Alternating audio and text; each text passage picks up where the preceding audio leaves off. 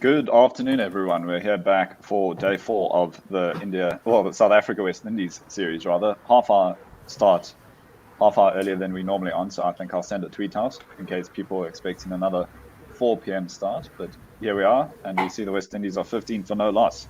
They were put in right at the end of last night, and nothing too much happened. I was hoping for a couple of late wickets late in the evening, but we weren't treated to that. So we've got Kieran Powell's seen.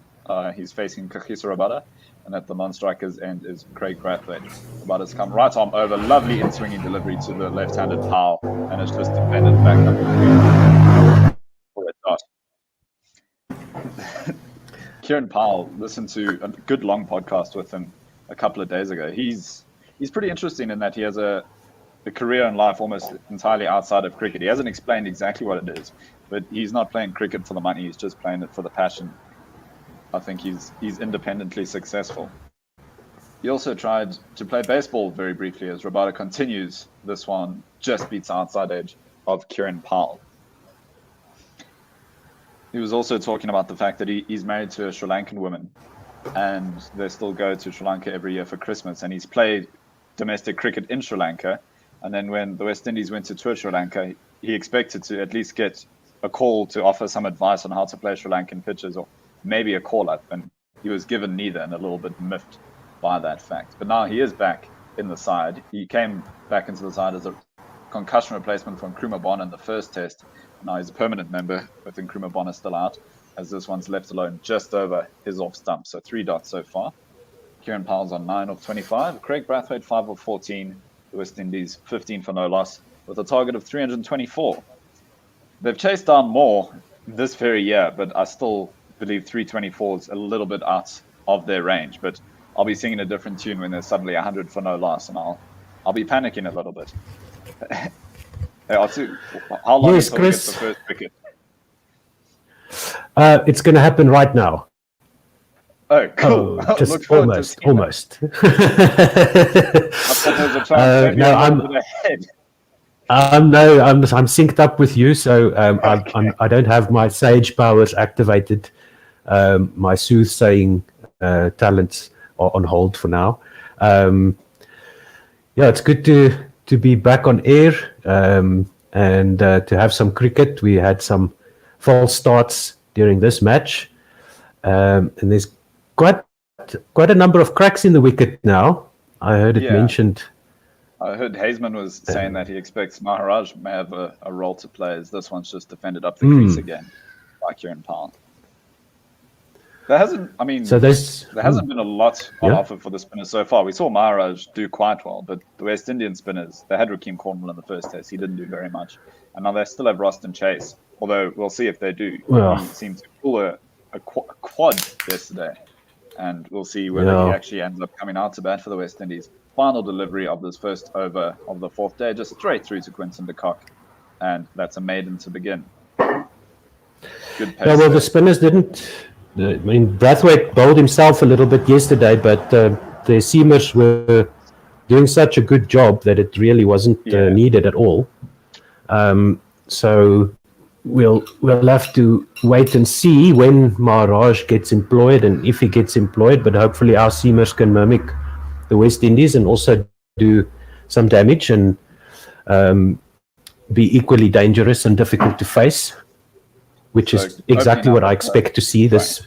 Yeah, go for it. I was just going to say, opening up from the other end is going to be Anrich Nortje. I guess this isn't really opening the bowling, but opening the bowling on the new day. We've seen a lot of Rabada and Ngidi opening the bowling, and then Anna coming on his first change, but now they've given him the relatively new night on this morning.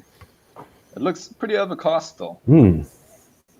We'll see. A bit gloomy. Craig Brathwaite, the West Indian captain, is on strike. Anrich Nortje right arm over to the right-handed Brathwaite, and he very nearly plays it onto a stump. It's what we're calling a Vatican slice, which runs down to third man, and he gets the first runs of the morning with a single there. Pretty well done, Dean Elgar, for picking Anrich Nortje to bowl. That was just too thick of an inside edge. Craig Brathwaite trying to a very red bat out there.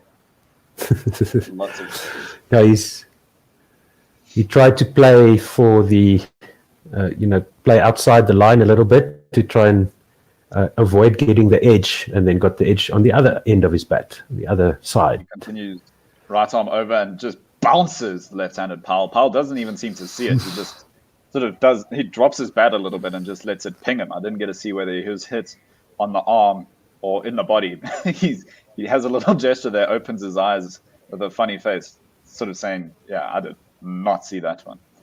That's definitely something Anrich Nortje is good at, is rushing the batsman with pace. Yeah, let's see on the replay where exactly that hit him, but he seems to be okay. He's taking guard again, is Powell. So that's good news for the West Indies. In again, and this one showing short us what delivery, but happened wide there. enough that it just misses Powell's outside edge. Have you ever faced an especially fast bowler, Artu? Dude, you've seen me in LMS. I mean, that is basically the only time I've faced fully grown men bowling to me at all in any I don't know, situation, maybe, except action cricket. Maybe you played school cricket again from child prodigy. No, I stopped playing cricket in like grade 10, grade 11. No, that's another story. But I Yes. think I'd be afraid of a grade 11 Anrich Nortje or Dale Steyn. They'd still be able to do a lot of damage as Nortje beats the outside edge of Powell again. I mean, we heard that I was Marco one of those Jansen- guys who would. Sorry. Yeah, Marco Jansen. Yeah, go ahead. He was 17 when he was bowling to Kohli in the nets and impressing him, and apparently that's part of the reason he ended up getting an IPL contract. So there are 17-year-olds that can definitely frighten you like a grown man. Oh yes. One of my friends was quite a tall bloke, and he was well sought after by the cricket coaches in our school. A reluctant fast bowler, but quite quick. Fifth delivery, another bouncer. Kieran Powell ducks out of the way, but in fact it was quite wide of him, and it goes through to Quinton de Kock again for another dot delivery. So, as you've seen, sorry, you go. Yeah, was that inside edge? Yeah, So I was one of those guys who would go to every practice and never get picked for the team. So I decided in grade 10, okay, well, this is enough for me now. I'll go. And you've seen me play in LMS, so you know why. Right. Yeah, I guess thankfully for me, our school had enough teams that everyone got a chance. Based on Anrich Nortje's reaction, that was off the legs of Kieran Powell, but it came into him, deflected off something, was taken by Quinton de Kock. There was an appeal from de Kock and from the slips, but Nortje didn't do anything. So I think that's probably off his thighs. We'll see the replay. Yeah, but once again, Kieran Powell looking a bit clueless there. He's definitely struggling to pick Anrich Nortje in any way, shape or form. So I guess that's a good sign from a South African point of view. The fact that it is a bit overcast and gloomy might mean that we get some interruptions, but it also means that it makes it that little bit more difficult for the batsman to see these fast and nasty deliveries. Kyle Mayers is already batted up, and Roston Chase isn't. I saw that there, so looks like he's going to be promoted up the order as Kagiso Rabada continues this one, swinging away from Brathwaite just on off stump. And yeah, we can see that Roston Chase has an ice pack on his upper leg. They were saying that it was a quad issue. It looks very high up on the quad that he's hurt himself and where the ice is. That is a shame. You think if they push it close, he may come out to bat near the end, a la Graham Smith, but there's no reason to injure him worse. Yeah, I guess they can't run. Oh, outside edge. That's the end of Craig Brathwaite. That's it. Lovely catch first clip. And we're going to see and that's Brathwaite out. Yeah. I don't know if you want to wait for the replay to walk us through that, or just tell us what you saw from that delivery, Artu. Forward defensive by Brathwaite and sort of hanging his bat outside off stump, and it goes straight to first slip. Well, not completely straight. Dean Algar had to lean over and roll over to his left to catch that. And Kagiso Rabada whooping and giving high fives. And Craig Brathwaite goes for 6 off 17. 1 down, 9 to go for the Proteas. 16 And for that's 1. exactly how I like to see Rabada channel his aggression rather than shouting at the batsman. Just some whoops whilst you high five your teammates. That's better, yes. Much safer, much easier on the bank account, on the bank balance, those type of celebrations. And it means he doesn't have to miss any fixtures for us, and we don't have to keep Dali and Porfo on retainer. Yes. Yes, and more match fees, coming in. So that's what you want to see. No, that was an excellent delivery by Rabada in the sense that he caused that indecision. Brathwaite, I think, will regret that shot. The feet were nowhere. He just sort of hung his bat out to dry, and Rabada said, "Thank you very much," and Algar said, "Yes, please." Yeah, okay, it was angling into him a little bit. Yeah. So he thought he might have to play it, but really he didn't have to. The opening woes continue. It's been absolute ages since we've seen a sizable opening partnership from them. It's a stat I'll bring up until they change it, but they haven't had a 100 opening partnership against anyone except Bangladesh since 2012. And back then, that was when Chris Gayle was still opening batting for them. They really have struggled. Although I can't say we've done much. We've had 100 opening partnerships against Sri Lanka and Bangladesh, and that's it. We haven't. I think our last against someone else was against India with Alvira Peterson and Graham Smith at a similar sort of time. Yeah, I was just about to say it's not that. And we are in the same position that we're looking and searching for that opening partnership. So if Rostam Chase can't bat, that means we need 8 more wickets. So at the crease now, facing Rabada, Shy Hope, and he lets this one go outside off stump. Is my feed good enough to do ball by ball, do you think? Yeah, definitely. I think that would work well. Okay, because you're better on the stats side. Okay, sorry about that. That's my noisy neighbors. Rabada comes over the wicket, 3 slips, square leg. Oh no, this is a replay of Shy Hope just leaving that first delivery. He's a right-handed batsman. They've got a gully there as well. Ooh. And Rabada full and wide, swinging prodigiously through the air, but ways away from Shy Hope, very close to the wide ball line, to the popping crease there, and or the is it the side line? Which is that one again? The wide line. Either way, that the side of the crease. The return crease.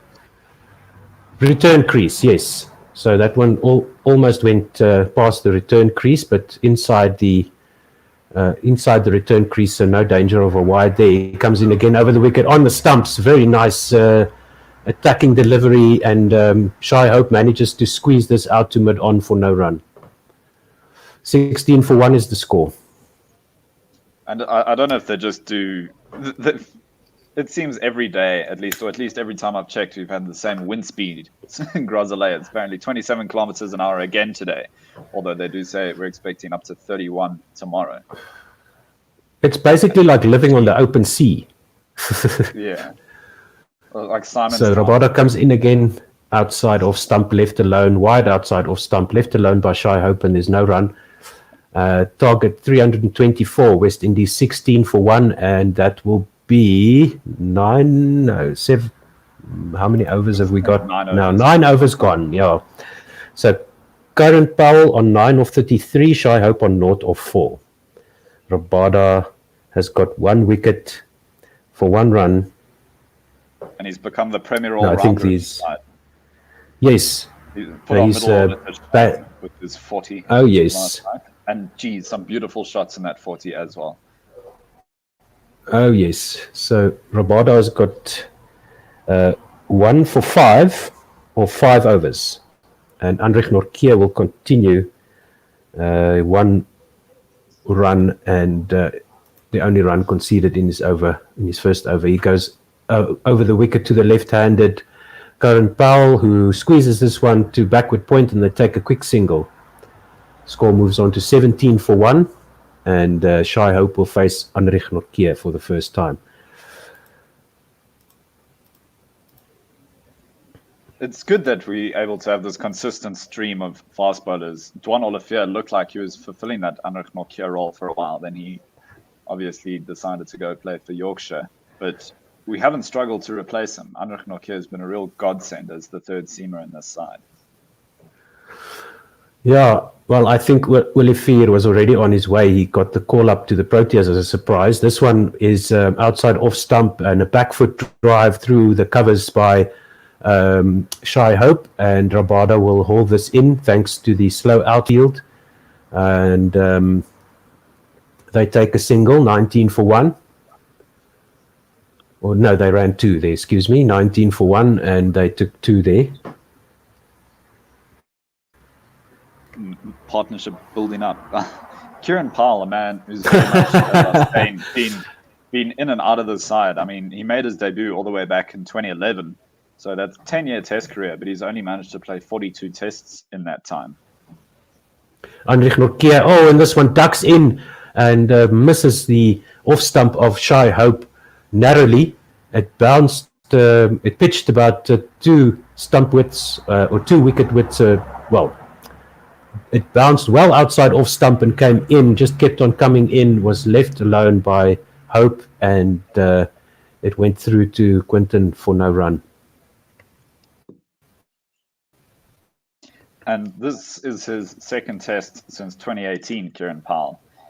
Obviously, he came in as a concussion substitute. That's a good trivia question, I think, is how many concussion substitutes can you remember? And whether you know the first concussion substitute of all time. That's about the only other one that's... So that one by Nortje outside off stump, and Hope just defended, but it beat the outside edge, no run. Geez, lovely shape as it bounced. That's where it's almost the knuckleball and keeps the position off the pitch. It's brilliant to see on the slow motion cameras. I can't even imagine what sports broadcasting is going to look like in 10 years' time. If you think how much cameras have improved, it almost seems like they're at their peak, but they'll just keep making improvements. This one is a bouncer by Nortje, and Hope just ducks underneath it, and it's signaled a wide. So the West Indies move on to 20 runs for the loss of 1 wicket. Well, I think it's the same that's happening now to the screen technology, and in the sense that the human eye can only discern a certain resolution. So beyond that, the only applications would be, scientific, as we see with, electron microscopes and those kind of things. But Nortje comes in again over the wicket. And this one just ducked underneath again by Hope. Is this one? No, this one wasn't a wide, so this was a better bouncer, and it hooped a little bit through the air as it went to Quinton de Kock, as we saw yesterday as well during the South African batting innings, with the ball doing prodigious movement through the air after it passes the batsman. I know it was supposed to be the futuristic technology of about 30 years ago, but virtual reality does still seem like it could be the next step, where suddenly you feel like you're actually at the game or on the field watching the sport. Yes. Yeah, holograms and VR is definitely, there's a lot of work being done there, and coming in leaps and bounds. I haven't had a look at the Oculus Rift website recently, but that's definitely on my shopping list as well. Nortje full and onto middle stump, and Shy Hope manages to get his bat down, and there's no run back to the bowler. Ooh, that was a dangerous delivery, and exactly what you want to see after the short stuff, mixing it up and giving the new batsman some nightmares there. Anrich Nortje, wow, that was well directed Yorker, very nice. Batsman out there still having a laugh. Kieran Powell just enjoying himself. As I said, he's not playing cricket for money. I think he's got business ventures elsewhere, and he is just playing for pride. And so he's just doesn't look too stressed about his position there. He's just enjoying the opportunity.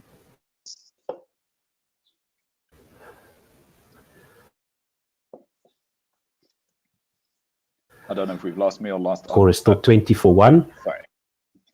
I think you are still there. Did we lose me? Maybe very okay. briefly, but you're back now. In the start of the 11th over. Okay. So Nortje and Rabada will certainly be able to bowl a few more overs than the West Indies quicks were able to. So maybe 5-6 over spells here, and there's no run. So Yeah, we've got a nice Rabada young also bowling trying the lineup. variations in length there, which is good to see. Rabada and Ngidi have had injury issues in the past. I think Yeah. they're both pretty fighting fit at the moment. And as far as I know, Oh, geez, I saw Ngidi sitting in the change room yesterday with a sleeveless shirt on, and Ngidi has got guns of note. And Kieran Powell, this one is deflected, thickish outside edge, down into the ground to gully for no run. Yeah, he looks like he looks more like a boxer than a fast bowler at Ngidi, but looking really fit. I guess if you're a sports person, you know exactly what you have to do during the lockdowns and during those extended breaks. You can take it as an opportunity to really work on your fitness and work on your health and just make sure you come back in prime condition. This one is good length onto leg stump, just flicked around his pads there, straight to the man at square leg for no run by Kieran Powell. 20-1 is still the score.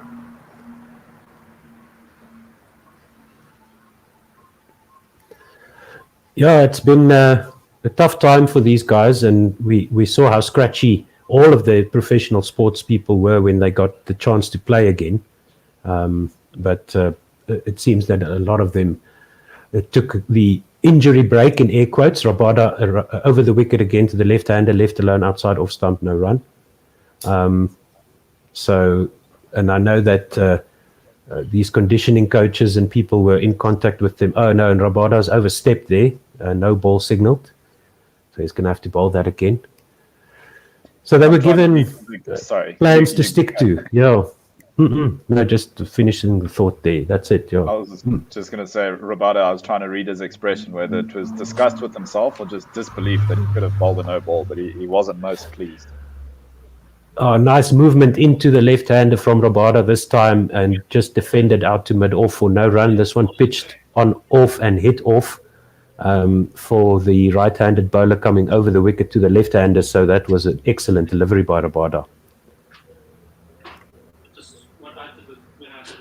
I can hear it. Simon Gear in the background of all of that. That's not at Yes. my house. I'll let you know. That's definitely in the broadcast. It's not like... Yes. So Rabada over the wicket again, and this one is left alone by Powell for no run. Another good delivery by Rabada going across the left-hander, almost forcing him to play. And that's the end of the 11th over, and the West Indies are still on 21. And now I'm very much relying on 21 your excuse stream me. as well, because it looks like my stream, at least temporarily, has gone down. Oh no, looks like I could be back now. But very old computer. It's a 10 or 11-year-old computer. It's a laptop that every now and again does struggle to keep up with modern technology. So that no ball by Rabada was the only run in that last over. The 11th one, Powell is on 10, and Shy Hope on 2. That delivery by Nortje is left alone by Shy Hope, and it's through to the keeper for no run. I mean, this is a West Indies team that has defied the odds a couple of times and not had too much trouble with massive totals. I remember Shy Hope and Roston chasing down a massive total in England a few years ago. And then, of course, earlier this year, Kyle Mayer's got that double ton-on debut against Bangladesh. So, yeah, I want to feel very safe, but there's just that nagging feeling in the back of my head, especially when you do see Shy Hope, one of the men who's done it there, still at the crease. What is the highest? What's the highest successful chase? The highest successful chase at this venue in recent times? Not have high we got all. That? This is only the 9th test at Groselay, and I think Compo was telling us that the highest fourth inning score was 252, and that was still in a loss. So, not a lot of high chases at this venue, but I mean, the West Indies as a team have definitely put together quite a few. This one down the leg side by Nortje helped on its way to the fine leg boundary for a 4. Let's see if those are buys. So no contact with anything there. 25-1 is the score. And we do apologize for the background noise. We get some insight into Simon Gear's life. maybe too much. So I've sent the message through to the group. Let's see if Simon picks it up. 25-1. So now the target 324. That means they've got 299 to go. This one is outside off stump and just a half-hearted defensive shot outside off stump by Shy Hope, and it goes along the ground to the third slip gully area for no run. Not a chance there, but still not convincing by Shy Hope. So they've got 299 runs to get to the West Indies. And the highest ever chase, of course, is also by the West Indies, but against Australia, 418 back in 2003. Wow. Nortje comes in again. Shy Hope tries to waft this one back over the bowler's head, gets a thick inside edge onto his pad, gets a laugh from Anich Nortje. Very expansive straight drive shot there by Shy Hope with no result for anybody. This one, thick inside edge onto his front pad there, onto his front leg, and that might have hit him behind the pad on his calf, and if it injured him, he's not showing it. But if you ignore where the ball ended up going, it looked like a beautiful shot. He had that strong finish. He held the pose, even though the ball just dribbled after pinging him on the leg. Nortje in again, and this one is on the stumps and defended to the offside by the West Indies batsman Shy Hope, and there's no run. Now there's a bit of an exchange between Nortje and Hope, but all in good fun, it looks like. Nothing malicious. 25-1. So in that chase against Australia in 2003, where the West Indies managed to get 418, it was Ramaresh Sawan who was the top scorer, and Shivnarine Chandapal also got 100. Sawan got 105.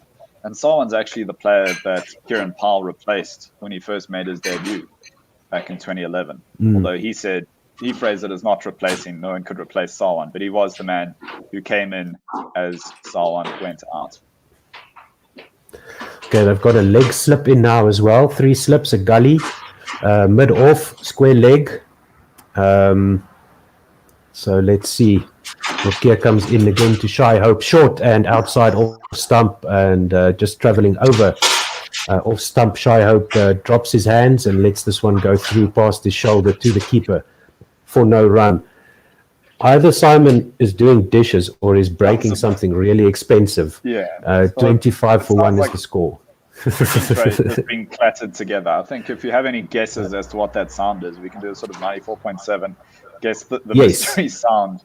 Guess the sound. It's actually doing in the background.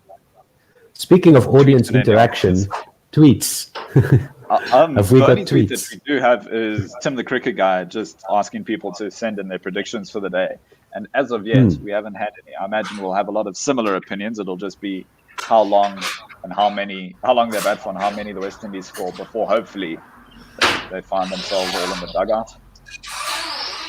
And this one by Rabada is just dabbed out to cover by Kieran Powell. They take a single, 26-1. Start of the 13th over.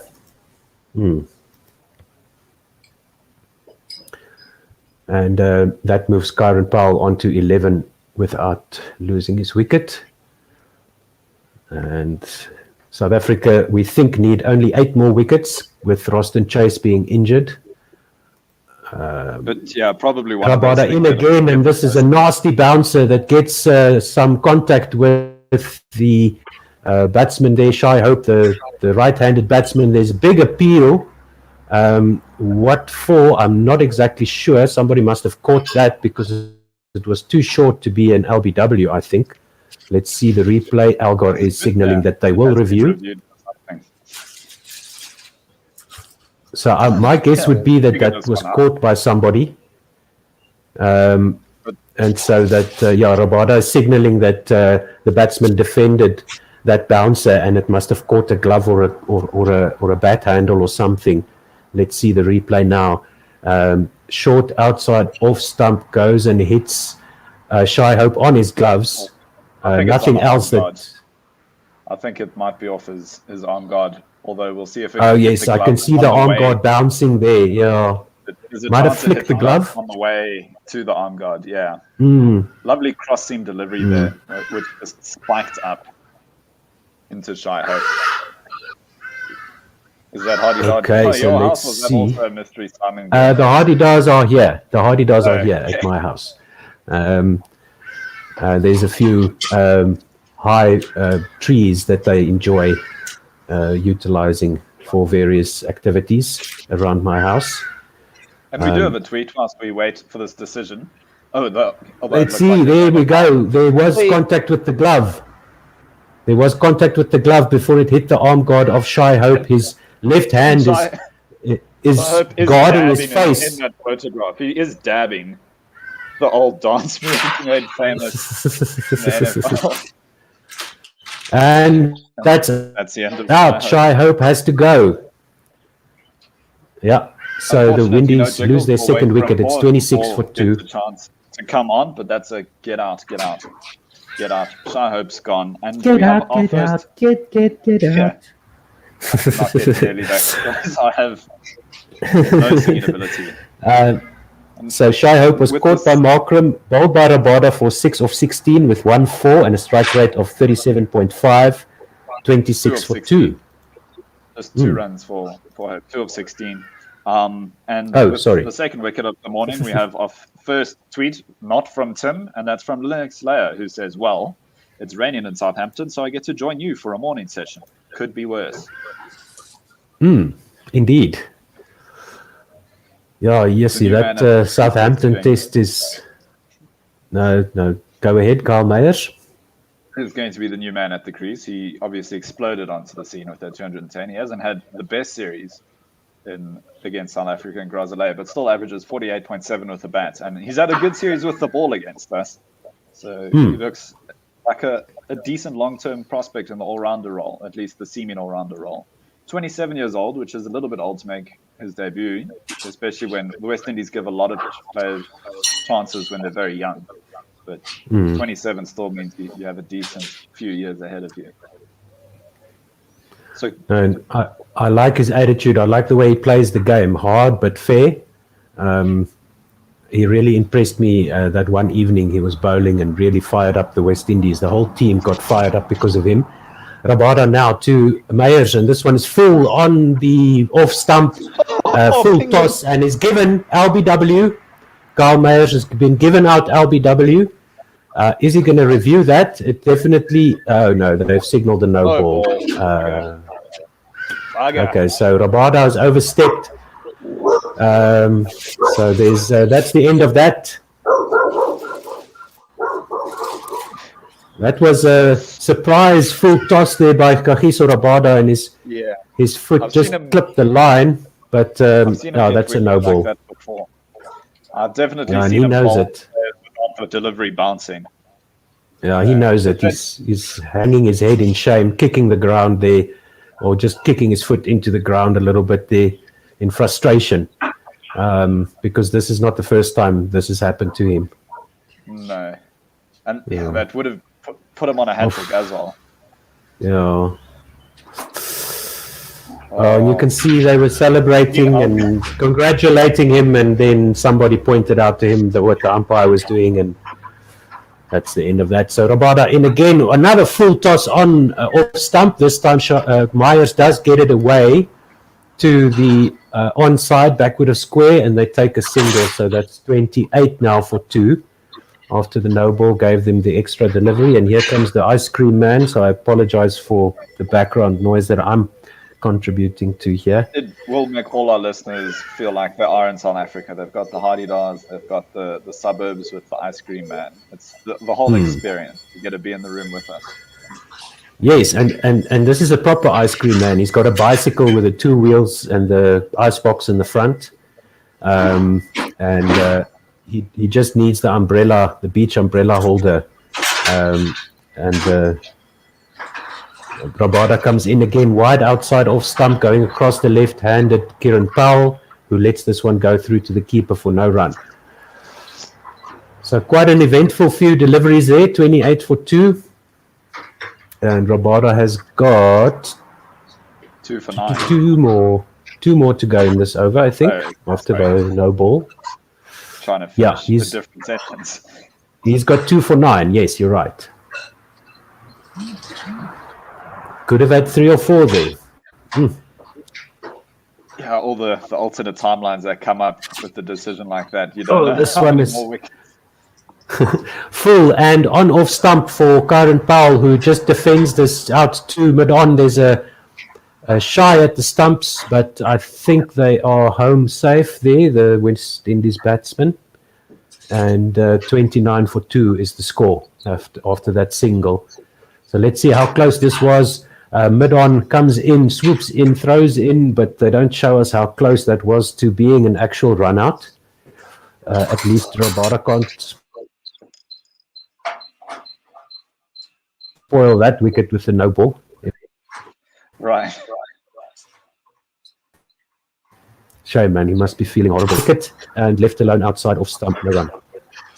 We do have another tweet now from Anis Mohammed. It says, "How's it, guys? Faded early last night. Missed the night shift. Great to see Ozmaster and Chris Tyndall striking early. Not trying to tempt fate, but the Windies did chase down 395 4 months ago." And then also, Otu, the ice cream man, is coming. We have been talking about that, and the man who did all the damage is still there, Kyle Mayers. One of the 2 men to get a double centurion on debut. Frightening prospect. Yeah, they have enough deliveries. They have enough time to chase the score. They can just bat normally, normal test match deliveries or test match batting, and just go through the sessions. Nortje comes in now to Powell, and this one is full, defended to the onside, straight to the man. There's no run.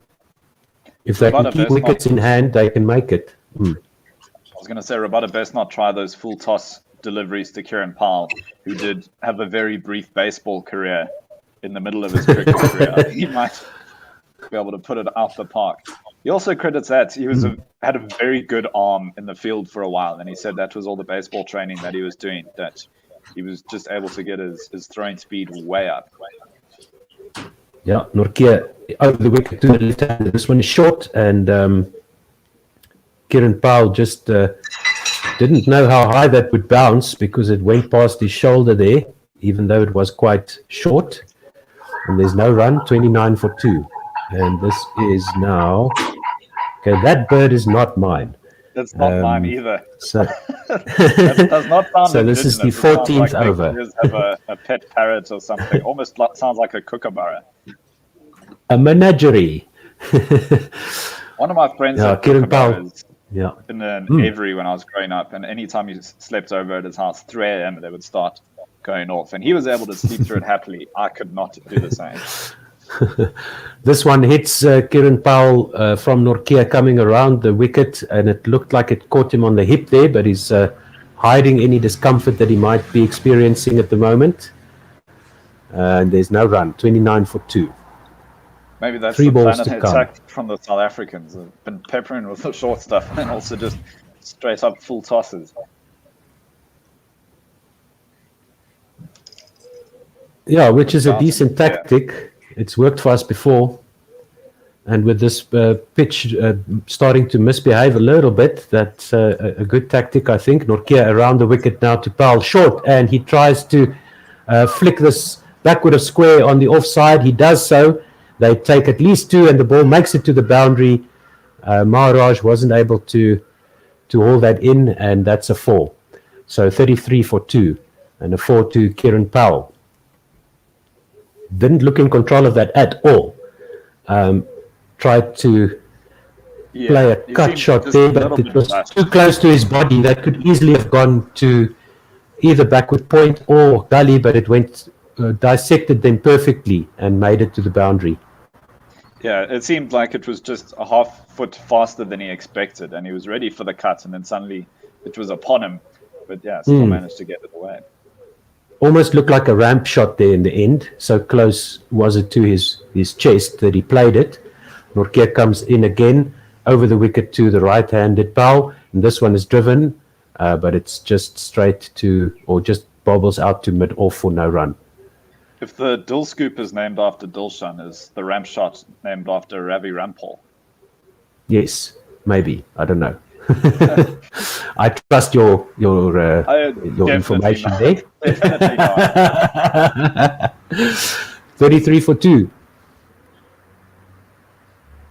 So Nortje hasn't got a wicket yet, but he looks dangerous. He's definitely not a comfortable prospect to face. And he comes in now to Powell, and this one is pulled by Powell. Very nice looking shot there, in control of that one, and goes through to the mid-wicket boundary for another 4, 37 for 2. And Good that's shot. the fastest I've seen a ball reach the boundary so far this series. That was not even slowed by the outfield. I wouldn't mind seeing a good innings from Powell. He's a man who has struggled with confidence from himself and from the selectors.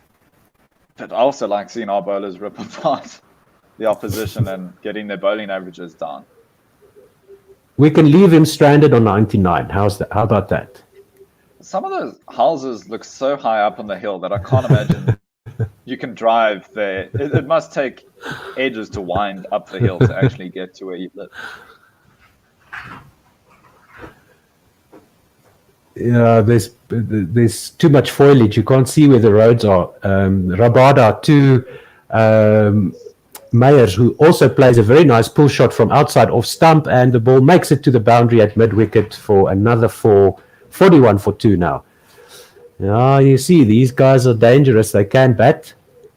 They've certainly had enough time to look at the South African bowling attack. And suddenly the runs are and flying. They have 16 runs in the last 2.5 overs. Yeah, they've got the key to batting on this surface in this outfield. Just send it sailing through the air, and then the grass doesn't have enough time to stop the ball from going over the fence.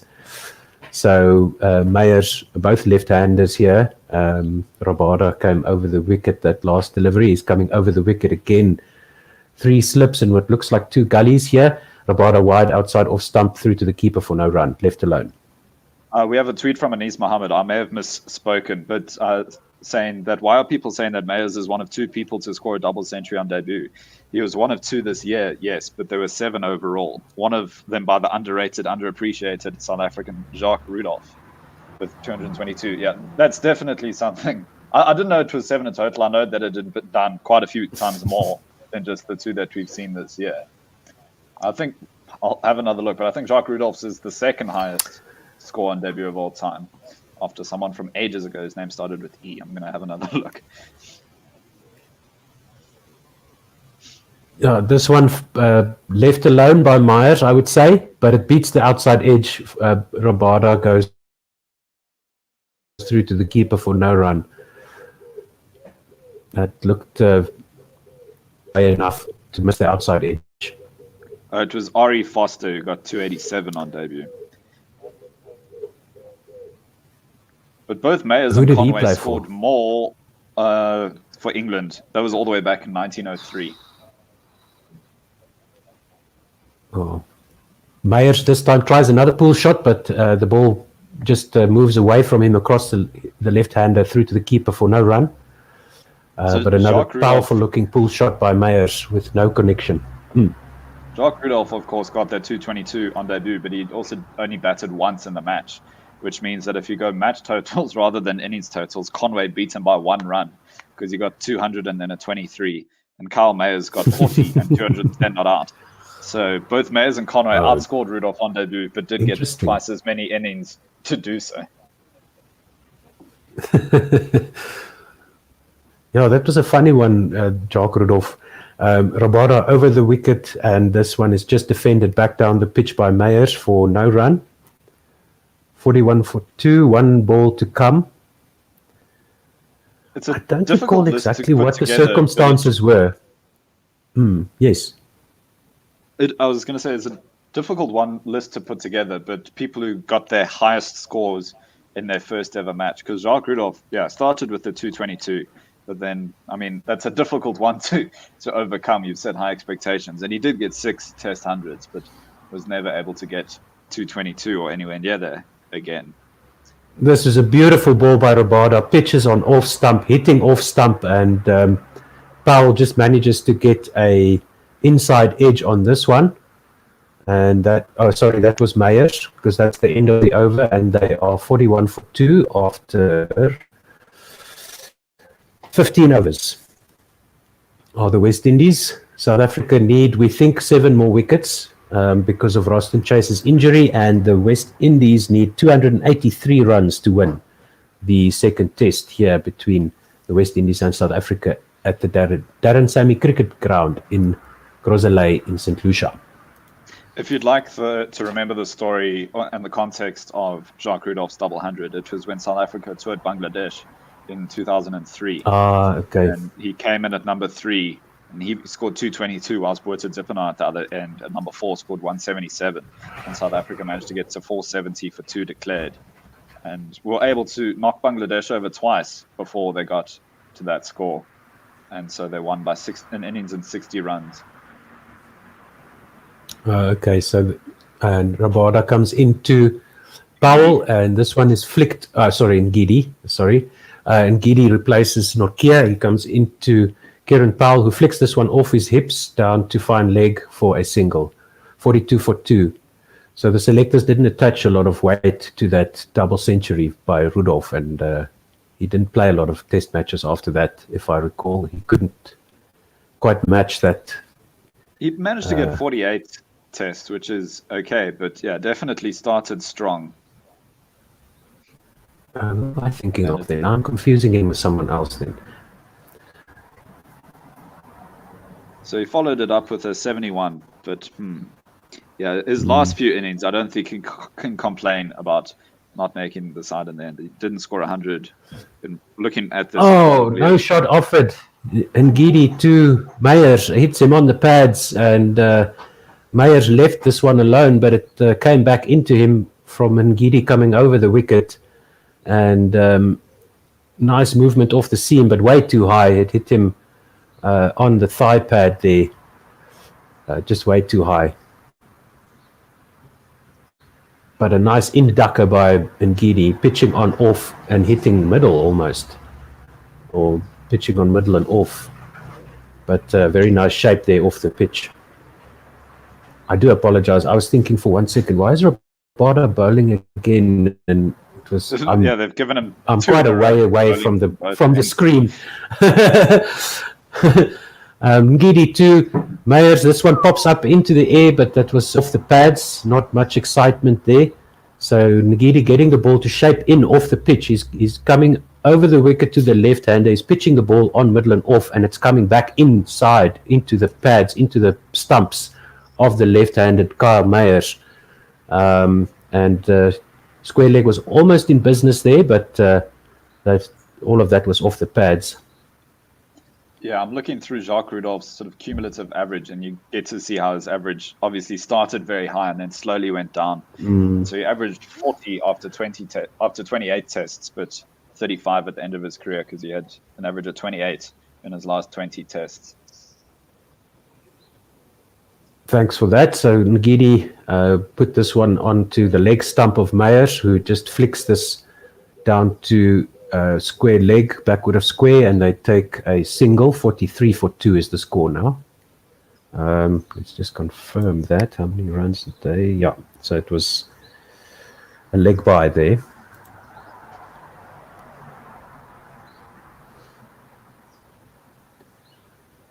No, then I'm confusing Jacques Rudolph with somebody else, because when you mentioned his name, I was thinking maybe of somebody else who made a big score but didn't get a lot of chances after that.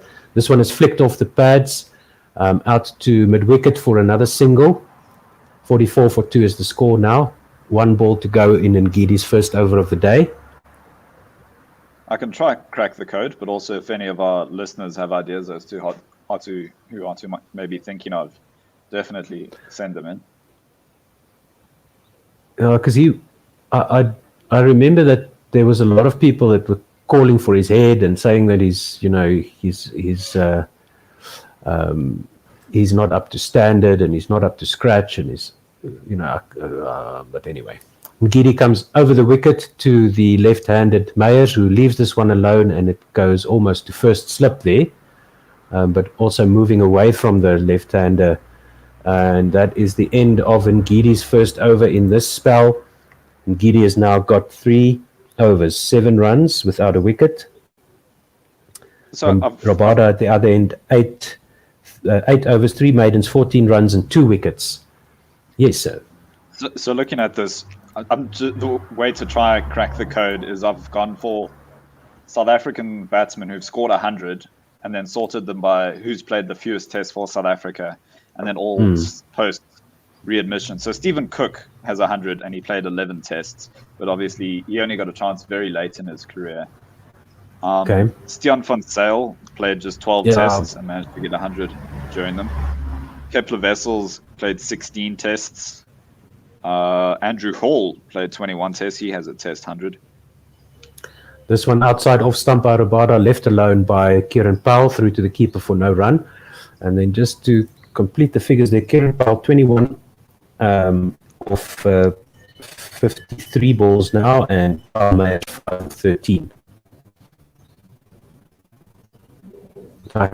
Where I'm sitting, I can read the score, but I can't read the overs and the batsman score, and I can count the number of deliveries there, but I can't see the small print at the bottom of my screen here. Rabada comes in again over the wicket, 3 slips, and this one is on middle and off, and it's deflected out to backward point for no run.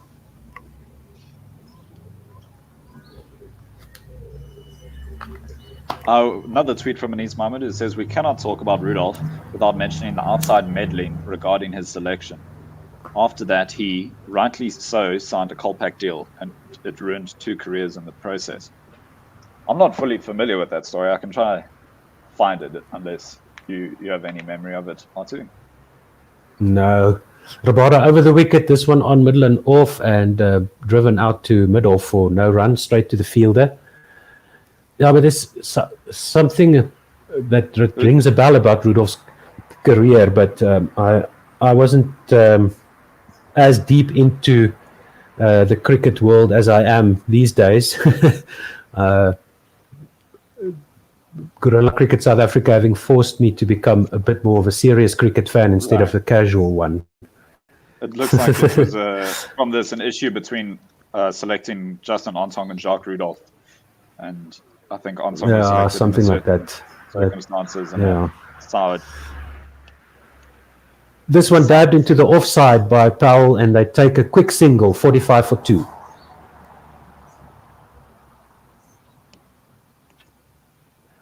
I don't know what Jacques Rudolph's up to now. Justin Ontong's obviously the South African fielding coach. Yep. And also quite a useful spin bowler. And Rabada comes in again. This one squares up Myers a little bit. He tried to dab this into the onside, but it got the leading edge to the offside for no run. All along the ground, no danger there. So, Chris, we need 2 more wickets. We've only got 20 minutes left in our stint. Yeah, I don't think I can't. I hate when people accuse me of jinxing, and so I don't think I can take responsibility for any positives without also being responsible for jinxing players. So I'd rather just hand over all responsibility to the players on the field.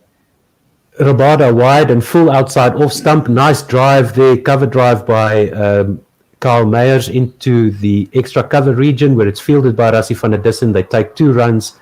47 for 2 is the score. And that is the end of Rabada's over.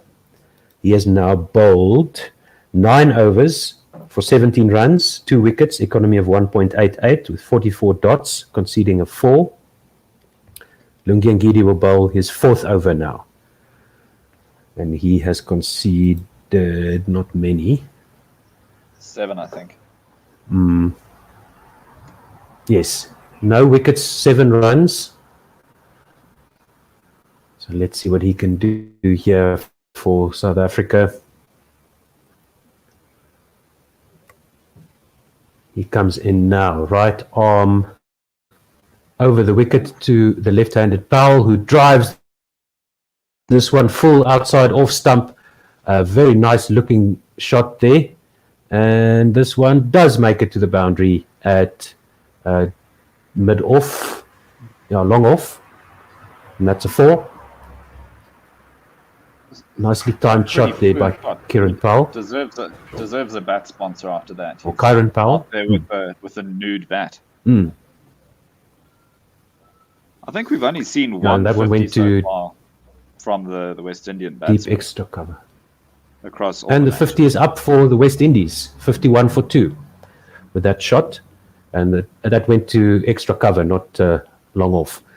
Ngidi in again over the wicket. And this one is a better length, going across the left-hander, pitching on Midland leg and just defended out to mid-off this time, straight to the field and no run, 51 for 2.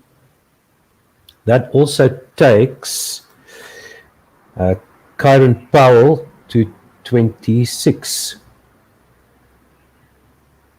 So he's putting together a decent innings. It is a tidy innings. As I was saying, there's only been one West Indian 50 so far at 62 from Roston Chase. A couple of 40s, but we haven't really seen an innings of substance yet. Ngidi across the left-hander, and Kieran Powell tries the back foot drive, but just misses it and goes through to Quinton de Kock for no run. Speaking of Roston Chase, I saw him sitting in his whites, so he is planning to be part of this game. And we see here Ngidi putting half a foot onto the danger area, being warned by the umpire to please stay off that line. So hopefully that won't morph into some kind of issue for the Proteas here. A series ages ago where James Anderson was repeatedly warned not to step there. It was just part of his follow-through that he was hitting it almost every time. This one is defended by Kieran Powell to mid-on for no run.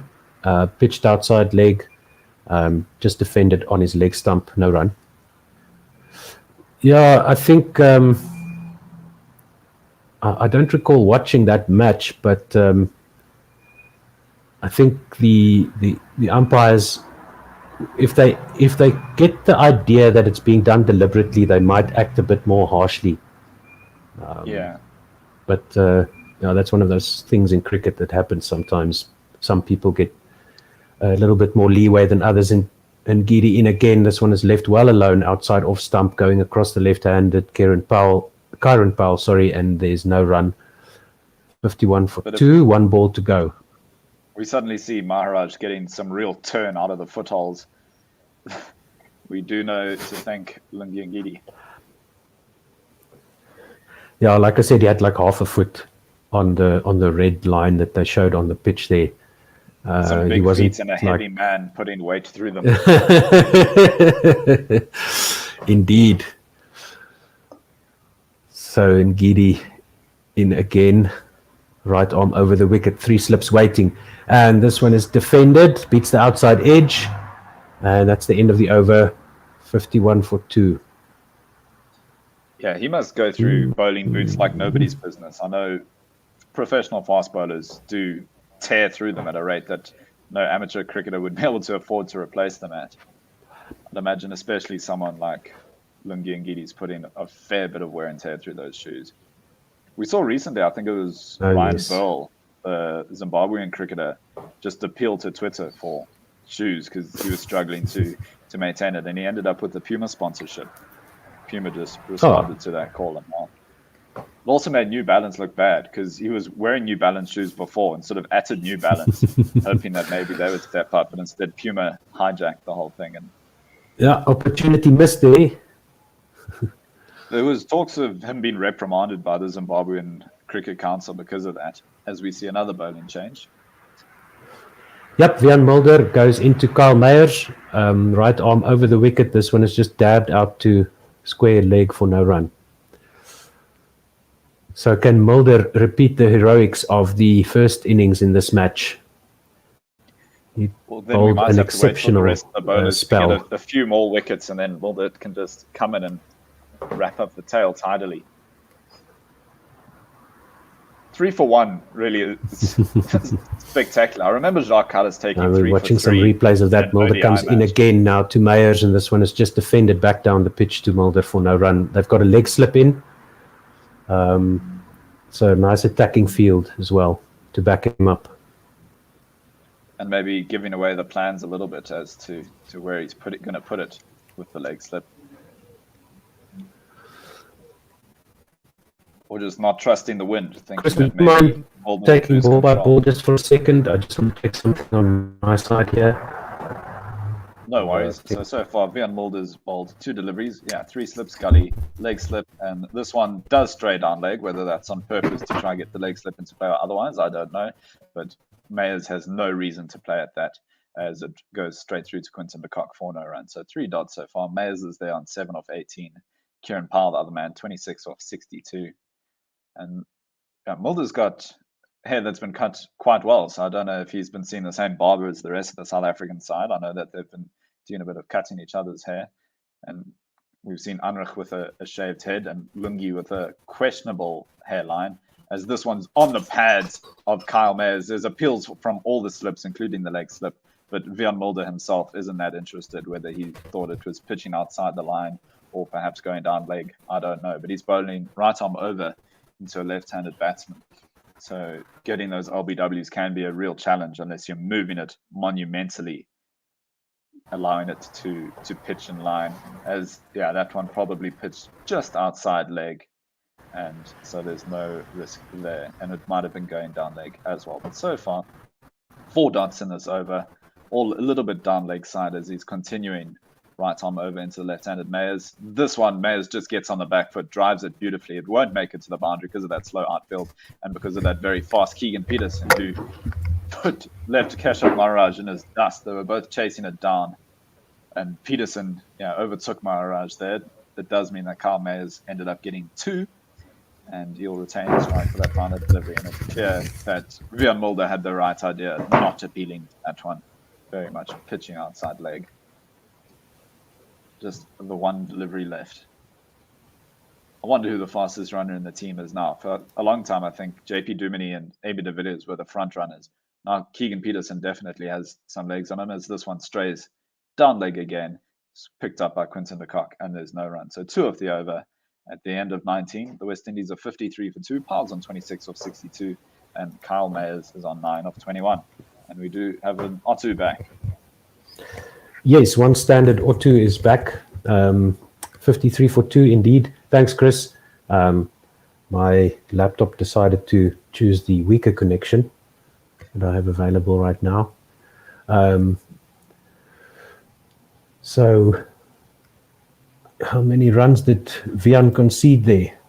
Just the 2. There was the one delivery which Mayers drove very well off the back foot into the point region.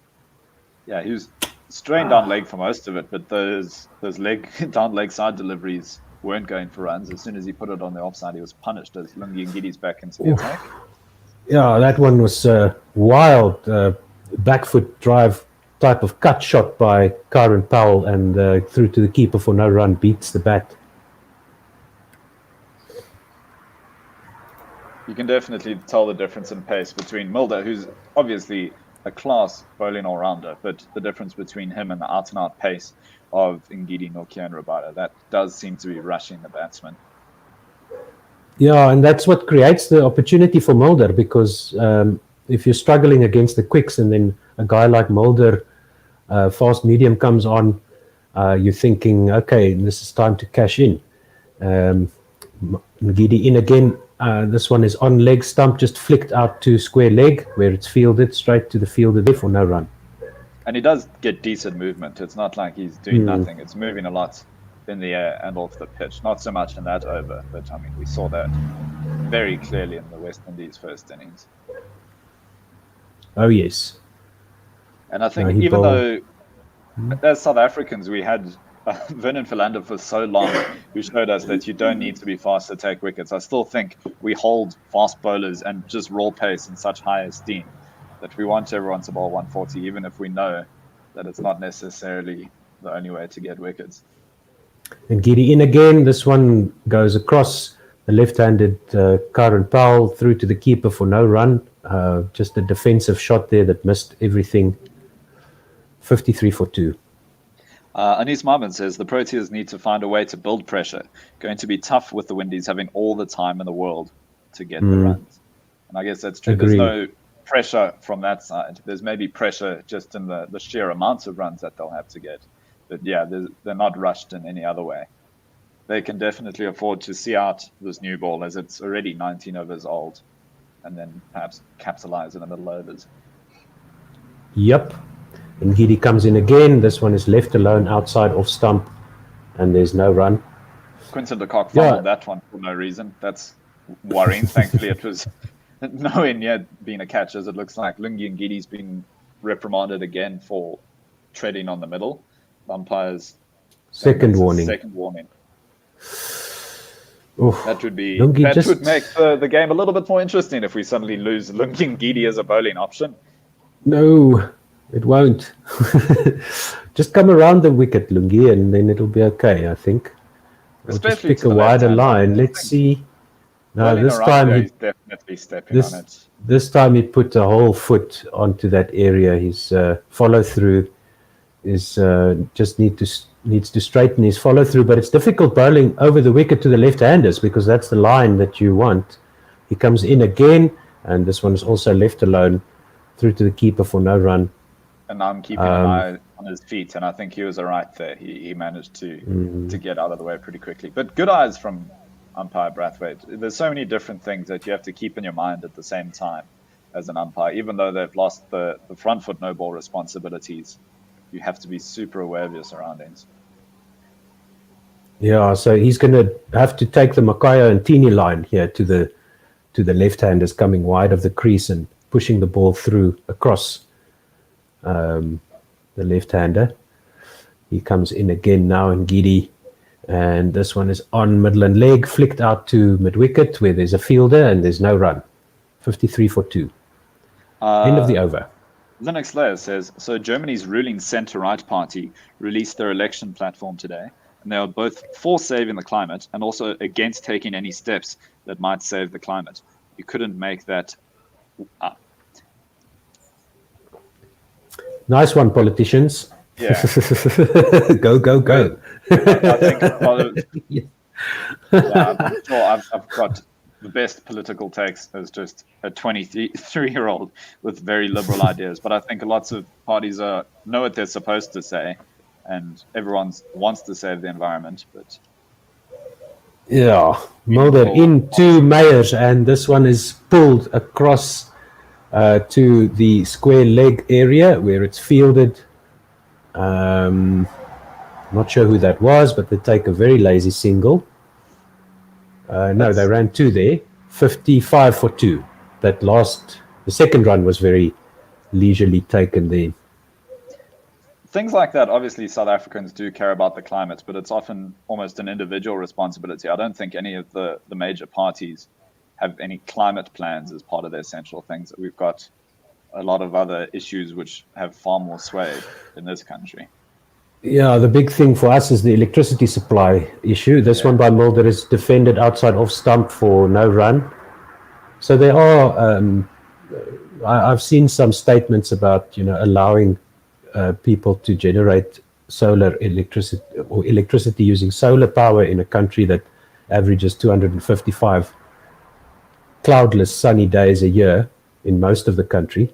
And we have the wildlife conservation issues, the rhinos and all of that stuff. We're trying to save our species that are left. And this one is cut shot by Meyers.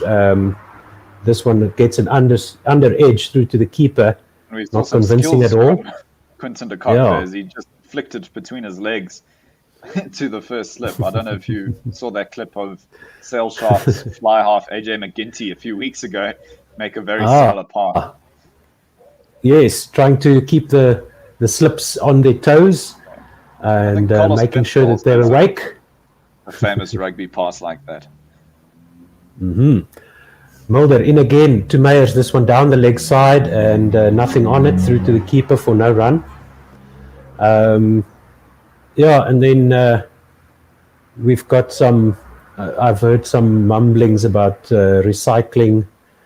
We've got the guys who rummage through the dustbins to recycle, which is a 6 billion rand industry. So that's about, what is that, $400 million industry a year, around there.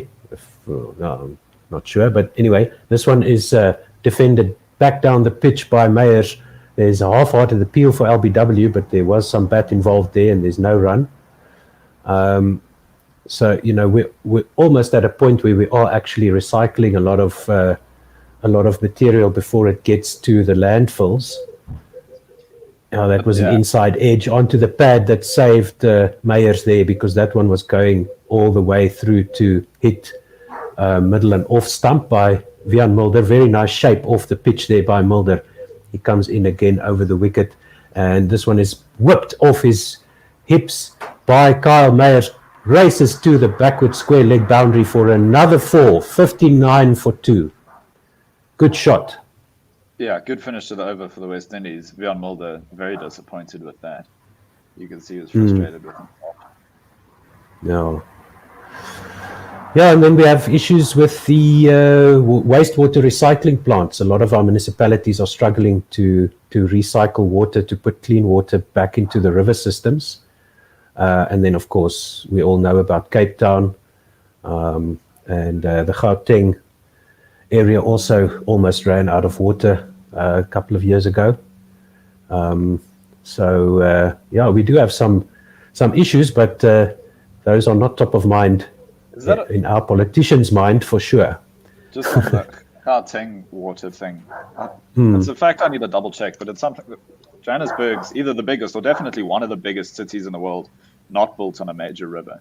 Because there's a few little rivers in Johannesburg, but I mean, we have to pump so much water from Lesotho and elsewhere to meet the demand. Yeah, the water comes from the Vaal River system, which runs through the eastern part of the country through Mpumalanga. So basically, the area between Mozambique and Johannesburg that feeds the water, and Gidi to Powell, and he defends this to mid-off for no run. So we have the is it the Sterkfontein Dam, the dam there, yes, which feeds into the Vaal Dam, and then the water gets pumped out of the Vaal Dam into the Gauteng metropolitan area. And then we've got a few irrigation dams around to feed the farming activity around this metropolitan complex. But yes, certainly if we reticulate water to all the citizens in Gauteng, we're going to run out of water every year. So that needs to be addressed. I don't think the Lesotho scheme is actually in use at the moment. I don't think that was ever finished. And Gidi over the wicket to Powell, who defends this back to the onside, and there's no run, but I stand to be corrected on that one. 59 for 2 is still the score. In geography, I do think that, we get some water from the Katse Dam. I guess we send them electricity, and they send us some water back. That's not the exact relationship. Something like that, yeah. But I recall seeing something during that drought that we had, and the water crisis, the almost water disaster that we had, that pipeline was down or damaged or something was going on there that wasn't functioning as it should. Ngidi over the wicket to Powell, who drives this to the mid-on, long-on region. And Ngidi could have injured himself there as he tried to stop the ball.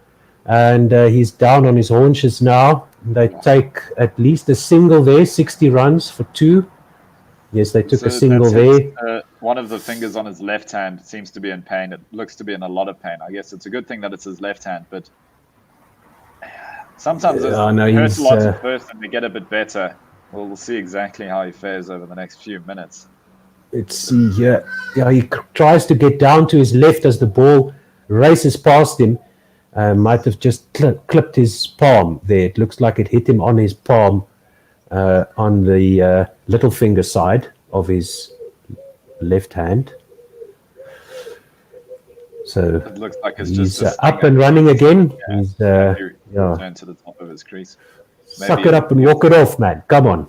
He might. We need you. Get some attention if the end of it's over. Yeah. No, he seems to be okay. He's just dabbing it there with some blood coming from his hand there. Either one or both of them. Now he's realizing that something else is wrong. There's some blood. He is bleeding. Yeah, he needs to. It might be from the pitch as well. I don't know. Yeah, because he went down and he went down and he might have got a knock from the ball and then some scraping along the ground there on the spare wickets next to the main wicket. And there's a break in the transmission of the cricket as Lungi gets that attended to. So yes, go for tweets. Cool, and then we'll probably make the switch at the same time. We'll see. Anis Mohammed said it's pretty dickish to ask countries that contribute a fraction to climate change to go all green, whilst those that contribute the most don't have any intention of doing their part. But wind, solar, and wave energy power supplies, power needs easy, but ESCOM. I think you're right. Look, solar in this country, that's something that I mean, solar technology is advancing faster than most of the alternatives. Yeah, and it's an opportunity to become a market leader, to become an innovator on the world stage as well, because we do have the expertise, we do have the universities and the research facilities and all of that stuff. It's just channeling the effort in the right direction. But having said that, the failure of ESCOM and the increase in the electricity prices has made it a viable option for private citizens and businesses to take matters into their own hands. And just adding a solar geyser to my house halved my electricity bill. And if I'd done that today, it would have probably cut my electricity bill by about. There's a okay. I don't know if that's just 75%. Okay. There's a. Come back. Sorry. There's a little bit of a delay in an electronic. Yeah. Sorry. I think my dog was barking at something as well. So I think we're about ready to hand over to the next team. I think I am definitely. And Sepo can answer the question that he's already answered on Twitter. But Diana Patterson said, cities are usually built on a river or a lake. So why is Johannesburg where it is? Thanks for the geography and environment lecture. Yeah. Gold. The biggest underground gold deposits in the world. And the deepest mines. But yes. And 430 kilometers of gold. But I think, the Zulu word for Johannesburg is Igoli, which is, place of gold. Place of gold, Is it? And Gauteng also means gold. 3.5, 4 kilometers down, the deeper mines. I'm not sure, but Western Deep Levels, which is about 50, 60 kilometers west of Joburg, is where those deep mines are. Fourville, around that area. That's my absolute nightmare, is being that deep underground. I don't think I'd be able to handle the idea of that much just dirt ahead of you. And it must be the darkest dark that exists that far from the sun. Yep. And also very difficult to keep a mine properly air conditioned without electricity. Okay, so I'm going to hand over, if I can. Cool. As we see, it looks like Lungi has left the field. We saw a glimpse of him walking off there. Yeah. So he's going to get some attention. Somebody else will need to finish his over. Thank you, Chris. Sure, Thank no you, worries. everybody, for listening. Cool. We'll see what the producers do here, but we'll just keep on Otherwise, keeping I on while can, we wait for our replacements. yeah, I'll happily just. I mean, I can talk rubbish in the meantime. We can have scorecard summaries. Otherwise, I think people are going to ask Simon or Paul to let them in. So the West Indies resumed this morning 15 for no loss. They managed to survive last night without losing any wickets, but then we did lose. Craig Brathwaite caught Dean Elgar at first slip off the bowling of Kagiso Rabada for 6. Then Shai Hope came in and was caught by Aidan Markram, also off the bowling of Rabada for 2. But now Kieran Powell's making a pretty good innings of this. He's 27 off 71. Someone get him a bat sponsor.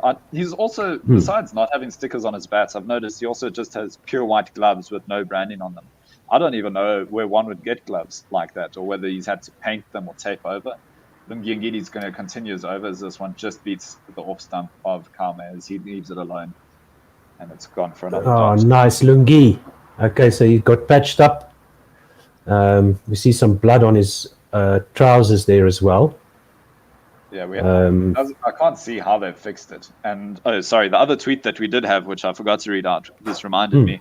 Linux Layer said, "Could Lungi use that blood to shine the ball? And if he's not allowed to do it, how are the umpires going to spot if he put blood on the ball?" I think you could put it on the ball. I don't know how effective it would even be in shining it. This one just on middle and off, defended by Kyle Mayers out to mid off for no run. Yeah, you're probably not allowed to put blood on the ball if you're not allowed to spit on it. Yeah, although the spit thing, I guess, the COVID thing, the blood thing, there's other blood-borne diseases, and besides that, it's just gross.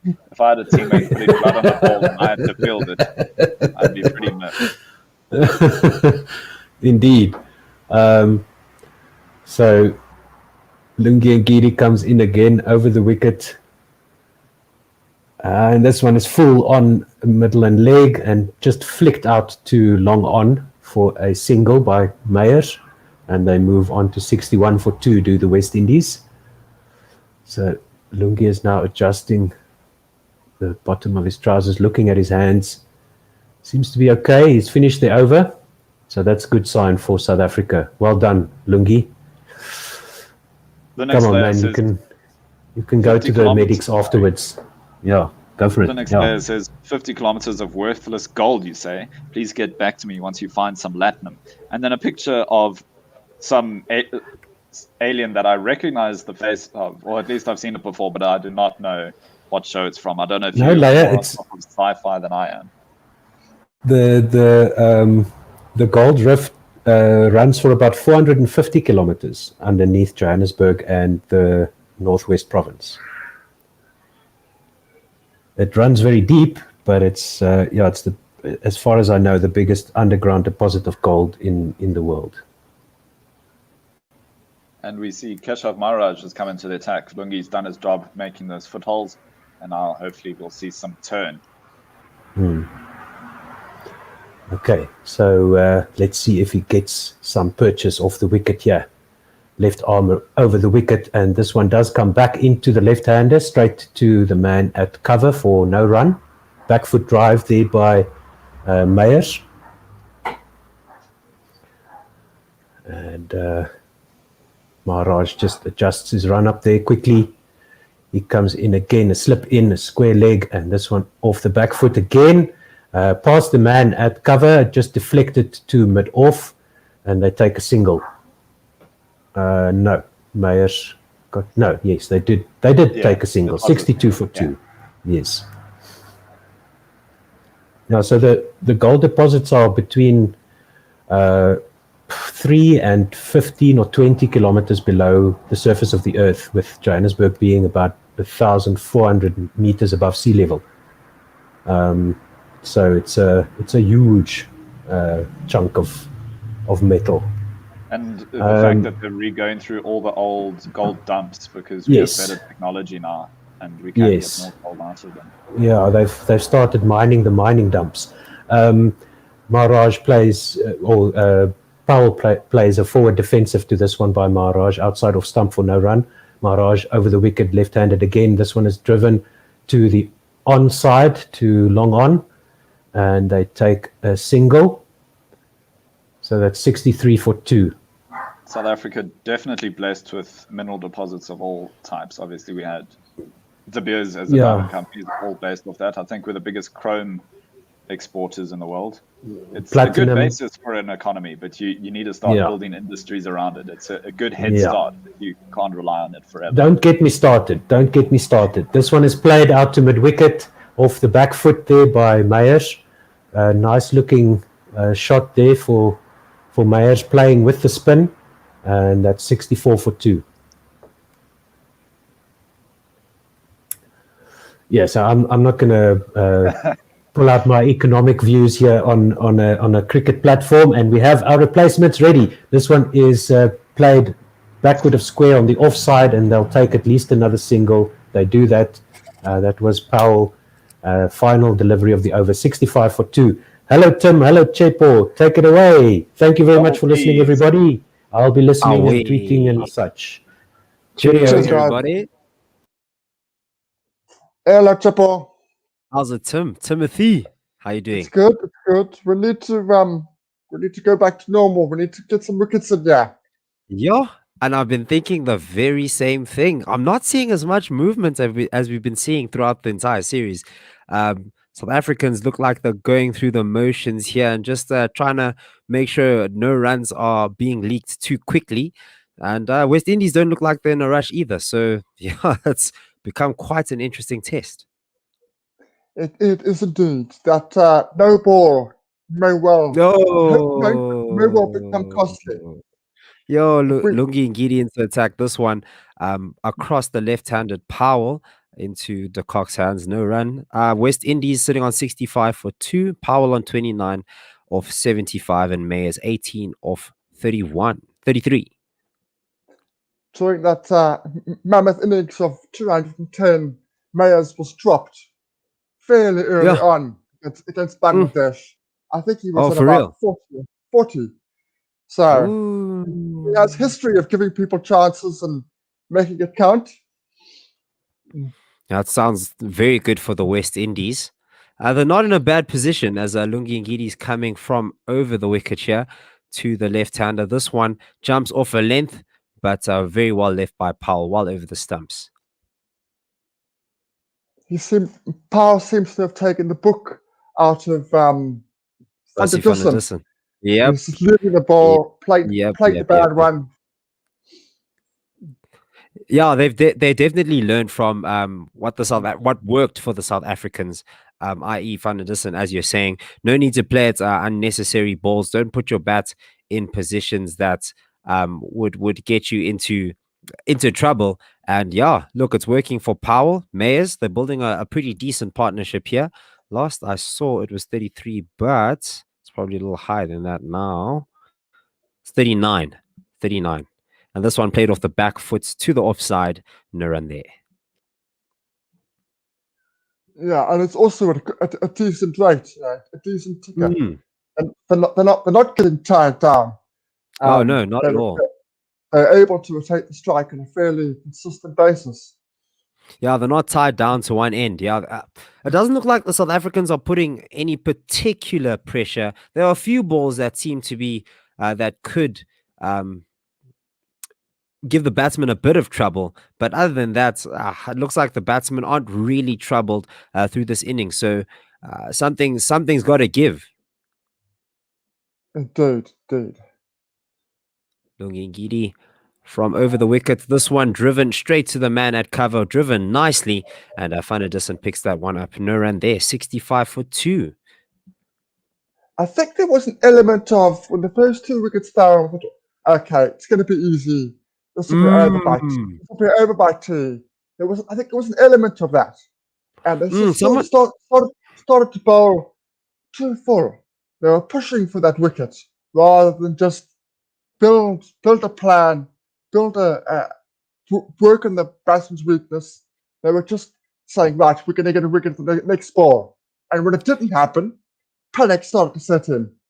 And to be fair, as you said, the no ball, as this one played off the back foot, a solid back foot block by Powell. As you said, that no ball could have been the difference here, because 3 wickets down, this would have been a different story. Then the first session would have been in the South Africans' hands, but now there's one more wicket, and they don't have as much pressure as they would from this position, or at least here. And look, the time isn't putting any pressure on the West Indies either, and neither's the weather. So there's a bit of wind, but not as much cloud cover as there was yesterday. Yeah, I agree. Lungingidi coming in from over the wicket. 3 slips in place. Oh, looked like an edge. Just beat the outside edge of a block from Powell. Oh, still in the game. Every time it looks like the game is being lulled away from the South Africans, a ball like that just beats the outside edge. After the 24th over, 65 for 2 are the West Indies. Okay, I'm just going to get a tweet in here from Leah. Yes, please. She says the target is substantial enough for South Africa to pitch it up and on the stumps, I think. Yes, I agree. Yes, they might go for some runs, but they will take wickets. Yeah, I tend to agree Agreed. with that. So do you think, Tim, that the batsmen did their job in this test match? Or do you think that well, maybe I shouldn't put it that way, because on commentary yesterday with Umpo, we were having a heated discussion about the collapse that the South Africans had. It was pretty hectic. I mean, what were we, 74 for 6? Not looking good at all. And the scorecard doesn't make for good reading without the first innings.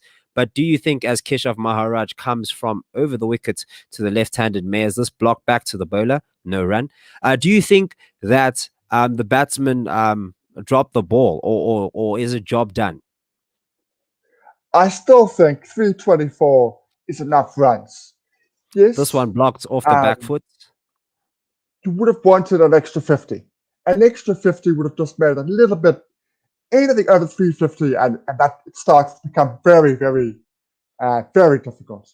Unassailable. This one, a big leave as Mayers takes his front pad well outside the line of off stump, negating that LBW shout, but turned quite a bit. Quinton de Kock had to take it right next to the stumps, or very close to the stumps. A little bit of turn here. I'm not sure I would have judged that as a good leave. Exactly. A little bit too close. This one blocked back to Keshav Maharaj, misfielded, but still no run there. And the pitch is turning now a little bit, which is good for Keshav, and we know how he could just power through an innings. Just yo. This one missed the bats. This one just missed the stumps. Everyone is looking around. That was close. Just the outside edge of both the off stump and the bat. Keshav is definitely in the game here.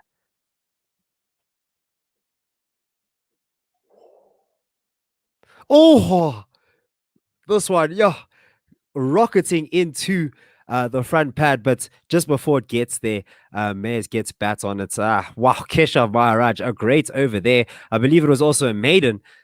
West Indies 65 for 2. South Africans piling on the pressure, right, Tim? Indeed. I don't think he would be playing back to Maharaj for much longer. That was a bit too risky. I think you want to get to the pitch and before the ball turns or keeps low. Just to go back on your discussion about the batting, yes, I think we would have wanted another 50, 60 runs, but I still think 324 is enough. If we lose, then I suspect we got both to blame, both batsmen and bowlers. So I think there's enough there to bowl them out for less than 324. I think we just need to bowl properly. 100%. It's about line and length as Nokia replaces Ngidi, coming from over the wicket to the left-hander, coming in not too hot, 136. Just a bit of a warm-up ball. At least it's not a loosener. This one, no runs. Dot ball. But we know that our batting is a work in progress. True. It's some way short of a of a consistent team. We know that. We know that.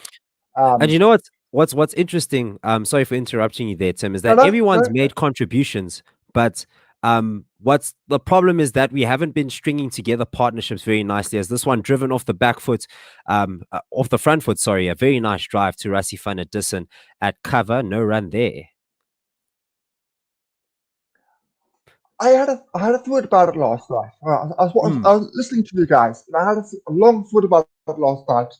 Now, the problems with the team, the problems with the collapses, and I think a lot of it. I'll come to you after this delivery. Yes, and this delivery is Heinrich Norkier. We're still just seeing, or I'm still just seeing shots of the batsman. Heinrich Norkier coming from over the wickets. This one, whoo, just beats an exposed off stump. I must say that leave was a back foot leave, but the stumps were exposed. And yeah, no run there. Scramble seam Nice delivery, carry. that one. But yes, you're saying. Yeah, nice carry. I think part of the problem is people that have been playing in the middle order.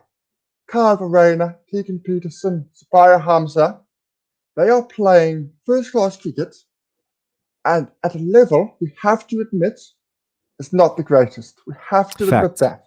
Fact. Heinrich Norkier, this one played off the back foot, kept a bit low though, but no run there. Rassie van der Dussen looking aggressive as he picks that one up. So when they come up against Hazelwood, Roach, Bolt, they think, what the heck? What's this? I've never faced this before. I've never faced this before because they're not playing Tuan Olafia. They're not playing Marshall Langer because they've gone. They're elsewhere. They're playing guys, with all due respect, the majority are medium pace. You know, it's not international cricket. It's just not the top. Yeah. This one, a very short ball ducked under by Kieran Powell. No run there. The standard is really, really big. They are pushing at the ball because they know in first class cricket in South Africa that's going to hit middle. It's going to hit the middle of the bat, and I'm going to be fine. I see. International cricket. It's a that bit ball's of coming a lot faster, and there's a bit more movement. Don't have enough time to make the adjustment. You get the edge. You haven't missed much, folks. We've just been seeing dot balls. Nothing too hectic here. The next one also blocked. 2 mid off for no run. And that is, yes, another maiden. South Africa or West Indies 65 for 2. And that's, I think, is 3 maidens in a row, holding up the ends here. Yeah, just what we were saying. We need to tighten things up. They're starting to do that. But yeah, I definitely, I never considered your point, but that makes sense. The transition, they're still within that transition. So should we be happy with the contributions they've made? Because I mean, some people like Rassie van der Dussen in his early career did very well on debut, and you saw the quality from there. And I think my friend was chatting about Ole Gunnar Solskjaer, in fact, and how his first 11 games he was unbeaten, and that's why, as Keshav Maharaj bowls this one dropped down to the offside no run. He still reached the top 2 of the Premier League, so he might not be like a world-class, world-beating coach, but I mean, for a coach that Manchester United just got from nowhere, he did pretty well, and you could see his quality from the first 11 games, and we're not. So should we keep? Ooh. This one just beats the outside edge again. A lot of turn into the left-hander. And Mayers is looking around like, how did that not hit my bats? I thought that was pretty solid. Sure, just beat the outside edge there. Wow. Ooh, Kesh in business here. Woo.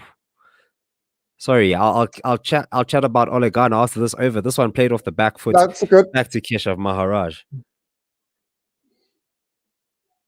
Yeah, and they're hitting that rough area. That's the foot marks that we were expecting. Oh, Tim Center screen. Yes, please. Oh, and Mayers gets down to the pitch of the ball now. Tries to smother it.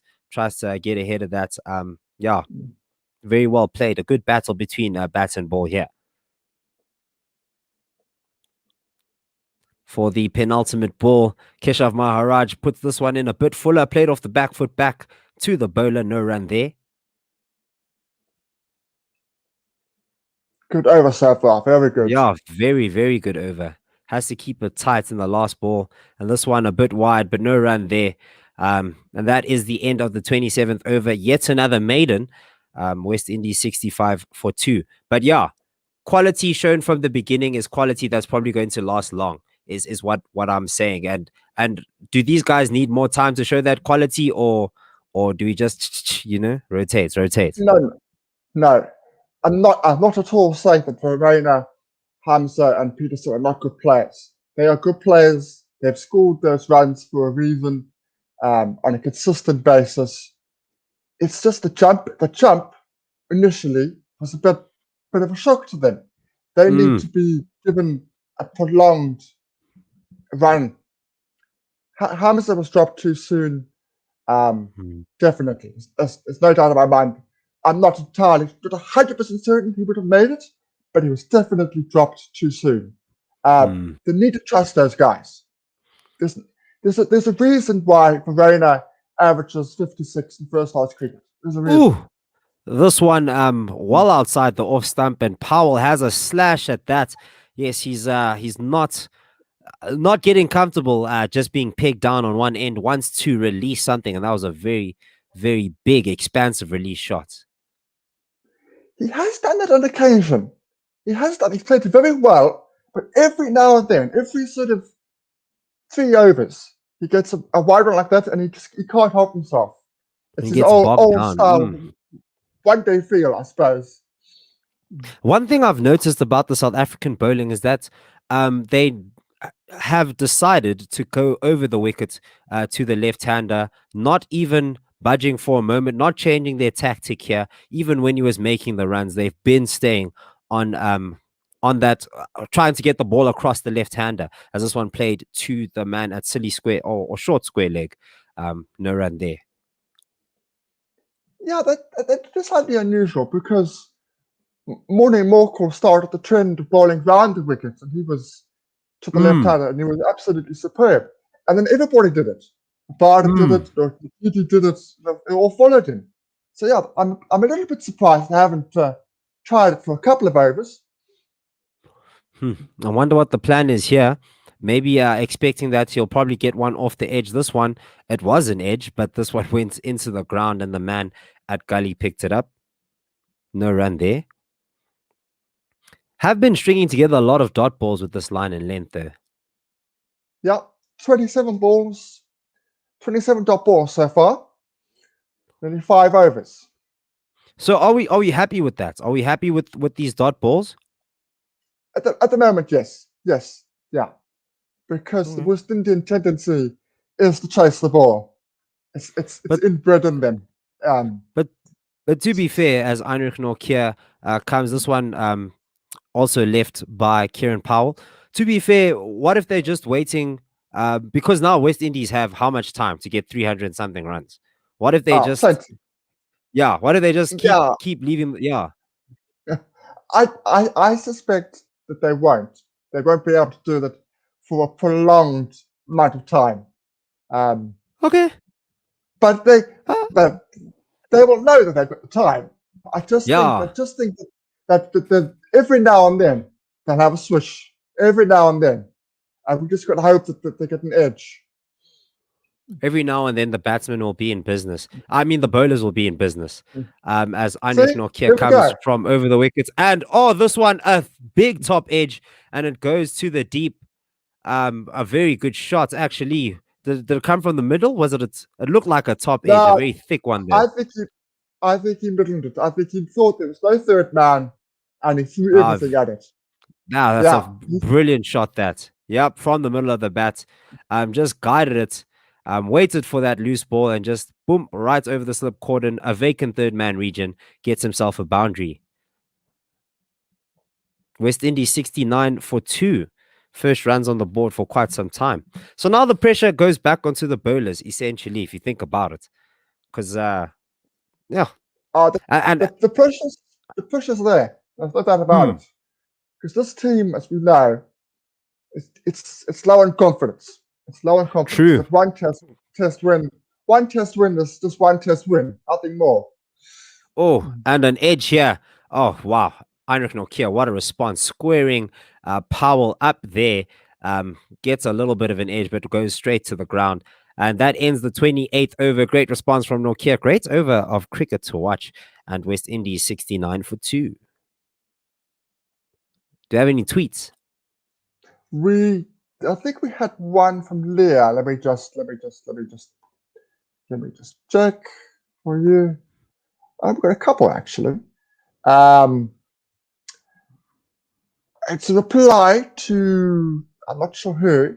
It's from Leah. Let me just replying to somebody. Oh yes, Diana Patterson said cities are usually built on a river or a lake. So why is Johannesburg where it is? Thanks Oh, to the that one we did. We got Yeah, to the alien guy with the big ears. This one played off the back foot. It goes down to the man at long on for a single, and Myers is off strike. Leah just said that's generally true. Other factors to consider are trade routes and mineral depositories. I see. Yeah. So she was just replying to that. And then I come to you after the ball. Keshav Maharaj into the left-handed pile. This one blocked to the offside, no run there. No, that's it. Sorry, that's it. That's all we got at the moment. Ta-da. Oh, there's a little bit of fluff there. It looks like a little bit of the seam unraveling there. The ball's 28.2 overs old. Not that old, but Maharaj is already in. And he's getting a bit of turn, getting it to turn quite a bit.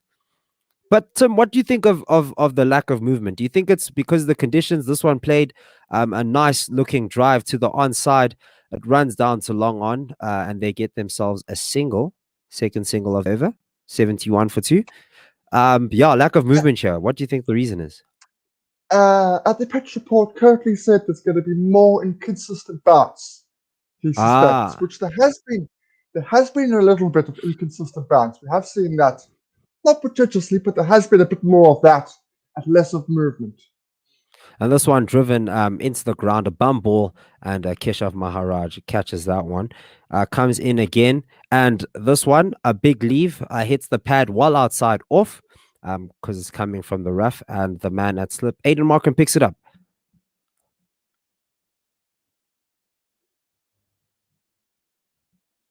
So then what's the game plan? When you have the inconsistent bounces, is that why the South Africans are pitching it in shorts? Are they... I think I've heard claims of them targeting areas like Maharaj now as he bowled into the rough. This one played to long on for a single. West Indies 72 for 2 after 29 overs. That's the end of that over. So bowling into the rough, bowling on some cracks. Yeah, I saw them magnifying a crack earlier. He showed two cracks. He showed the one that was too short, which I think that is the one that Nokia is trying to aim for. I'm not entirely sure why, because I still think pitching it up on this wicket is still not going to get you wickets. But I think he's aiming for that crack, and he showed one about half a foot fuller, which I think Rabada had been aiming for on the odd occasion, and was getting a little bit of inconsistent bounce, but not prodigious. It's not squatting. If you get my drift, so it's a little bit too variable, but not massive problems for the batsman. Still think you should pitch it up on a general basis. I still think pitching it up, there is enough there, and you'll get wickets. Heinrich Nokia coming into the attack, and now coming from around the wickets to Hetmeyer for his third over of the spell. Yeah, he's coming in from around the wicket now. Aha. And this one played off the back foot, a very good shot from Mayers, and it will go to a vacant region there on the offside for 4 runs. A very good shot off the back foot. That's a good shot. That is a Mm. very, very good shot. My goodness me. You're wondering what the Confident plan man. is here. Yeah, definitely.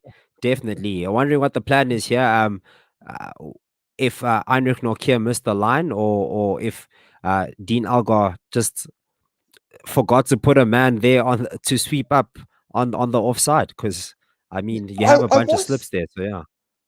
yeah, I was sort of thinking that. I was thinking, well, okay, there's going to be a 2 points, and there Yeah. wasn't one. That's it. Yeah, and I mean you'd want the batsman to drive. So if he actually does Yeah. drive, you'd probably want coverage there on the Mm. offside. This one, a bouncer, but it's is well ducked under by Mayers. I think that's West your Indies answer building right on. there. I That's see. your Yeah, answer. Short.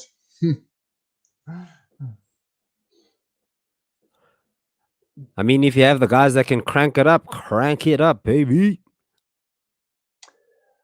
Except, I'll come to you after this delivery. And that brought up the 50 partnership, that last boundary between Mayers and Kyron Powell. And this one, oh, another back foot punch into the gap.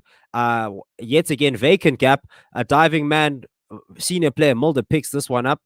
They'll definitely check if that went for 4, but if it didn't, they at least got themselves 3 runs there. No, just 3 runs there, as Mayers gets the strike.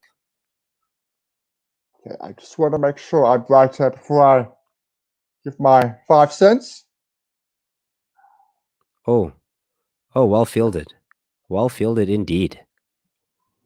Yeah, these guys know what they're doing. They know what they're doing.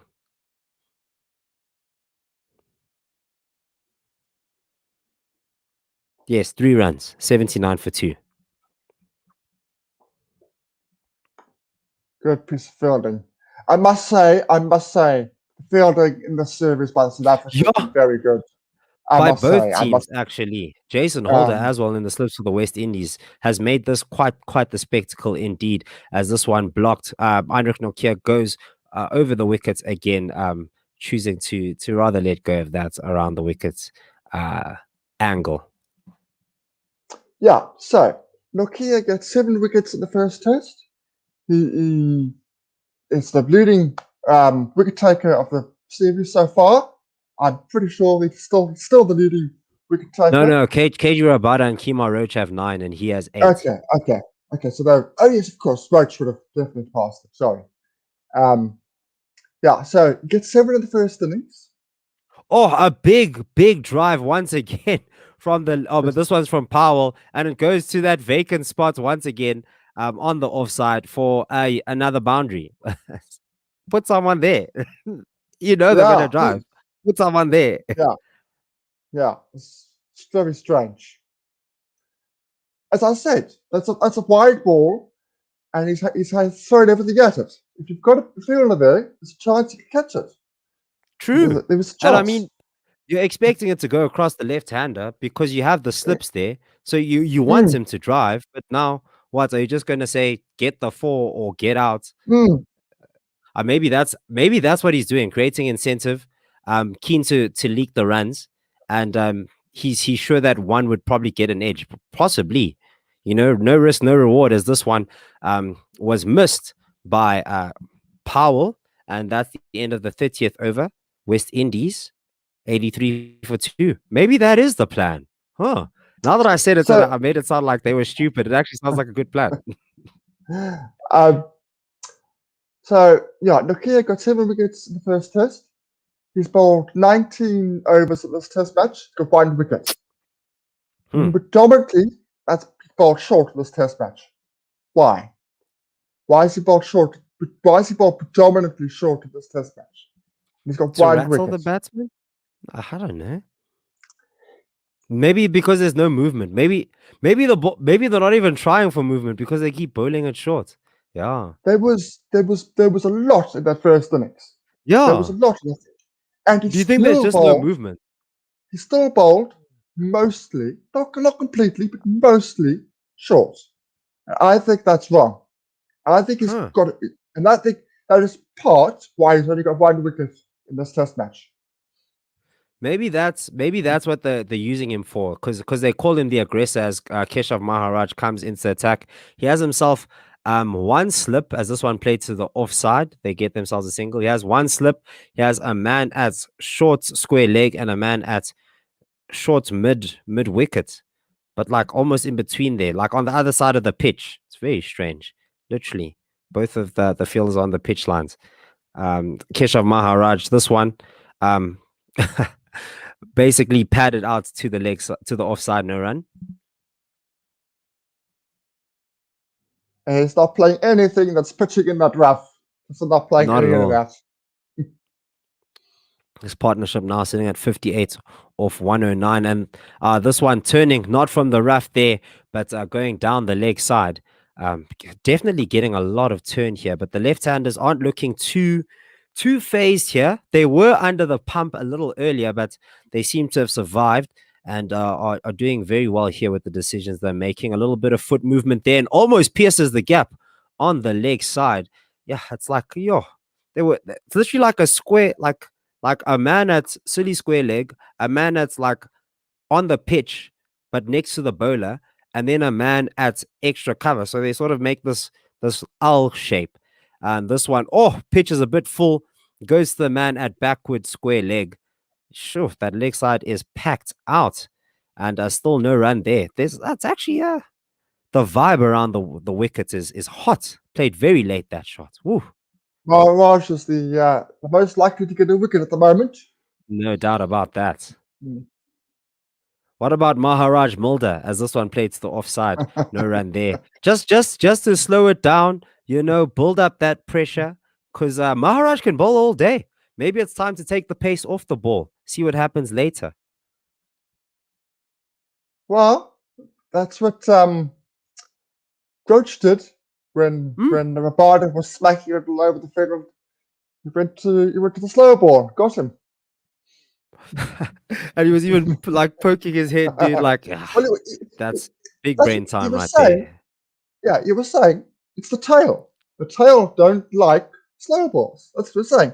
Why? I think about this, an hour earlier. Yeah, I'm sure that's what we were thinking.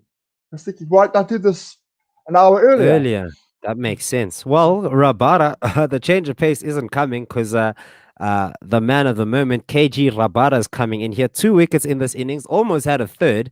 10 wickets in this test match. Oh, sorry, he's the leading wicket taker. He had 10 wickets in the series. Sorry, he's the leading wicket taker. Roach has 9.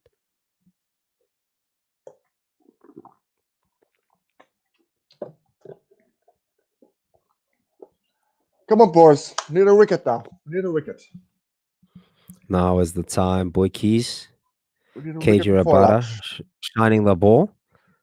Getting a few field changes here. There's a man at which side is the batsman? Oh, there's a man. There's 3 slips, backward point, a very short cover. There's mid on and KG Rabada. Oh, this one cuts. Oh, what a cut off the back foot. Pierces the gap between, on the offside, very square of the wicket, between point, backward point, and cover. Gets himself 2 runs there.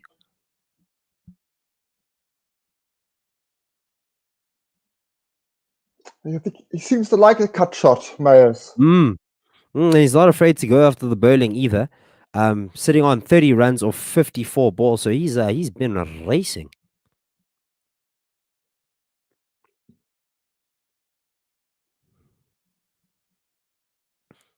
Big partnership of 60 runs off 114 balls. This one short, and what a block. Blocks this one, but punches it off the back foot and pierces the gap between the slips. Gets himself 4 runs there. Very well played. 6 off the over already, and Mays is on 34 off 55. What a shot. That's a very good shot. I'm wondering whether the third man might not be an idea. Ooh, South Africa leaking runs here, leaking runs slowly. if they start looking at the scoreboard, it could get a bit scary. 234 runs is the lead now, and this one, hoiped up into the air, slips are circling under it, and there's the wicket. The captain gets Kyle Mayers. Whew, a sigh of relief. Look at Dean Algar. Oh man, that is the face of a relieved man. Wowee. Ooh, I feel his frustration. I yeah, feel it right now. yeah. Wow, we heart and mouth moments. The Kyle Mayers walking slowly off the field, hoping for a no ball call. I'm hoping there isn't one. Very well bowled from KG, very short, but it cramped him up for space. He tried to play this to the leg side and just got a big top edge, went to the offside, and Dean Algar literally ran under that one. A captain's catch, if there ever was one, and a very vital catch that. Mayers is dismissed, 34 or 56. Bold Rabada caught Algar. Didn't I say that the West Indies were trying to force the issue when they True. didn't need to? True. Unnecessary shot from a West Indian perspective. Definitely unnecessary. To be fair, he was taking over quite quickly, so that Yeah, was he a was. valuable 34 as well, and a decent partnership as Jermaine Blackwood comes on to the field here. He's also a similar type of player. He'd rather take it to the bowlers than to sit circumspectly and just watch and trickle over the scoreboard. He has 2,000 runs, test runs in his career. Got past that 2,000 mark in the last innings. A very decent innings that was as well. I was going to say he played very well in the first innings. Until he was left with his number 11. He played very, very well. Oh, wow. We're just seeing scenes of KG Rabada after he bowled that ball, just looking at the air, looking at Dean, looking in the air, looking at Dean, looking in the air, Dean, Dean, and relief. And once again, relief. Scenes of relief for the South Africans. 90 for 3 are the West Indies. Blackwood yet to face a ball. He's on strike. Oh, so they didn't cross. Interesting. And Powell is off strike. I think it was partly due to Mayers being just so frustrated with himself. Yeah, he was dazed. Yeah. Out of what he'd done. Sure. Dean Algar, the emotion he showed there. This one, oh no, oh yeah, is that Powell? I thought it's Powell. Yeah, the scoreboard Powell. is actually wrong. They did cross. Yeah, Powell's on cross, strike. This one played to the offside, no run. That didn't make sense. Like, guys, are you not gonna cross? At least how? Just one run, guys. Come on. Yeah, that's when you know the pressure is high. When forgetting basics like that, the pressure is on. You're rattled. This one, a very full ball and a very nice drive. Oh no, that was a half volley. That got the treatment through the covers and through to the boundary. 94 for 3. Powell 42 off 104. That's the difference between Mayers and Powell. Powell hit the ball that deserves to go for. He's batted extremely well in this innings so far.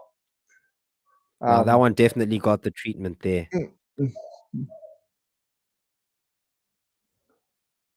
He's looked very accomplished.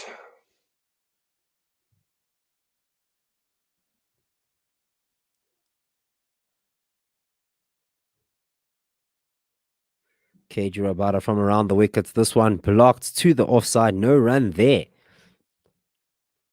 Yeah, good response. After you hit that boundary, don't do anything too rash here.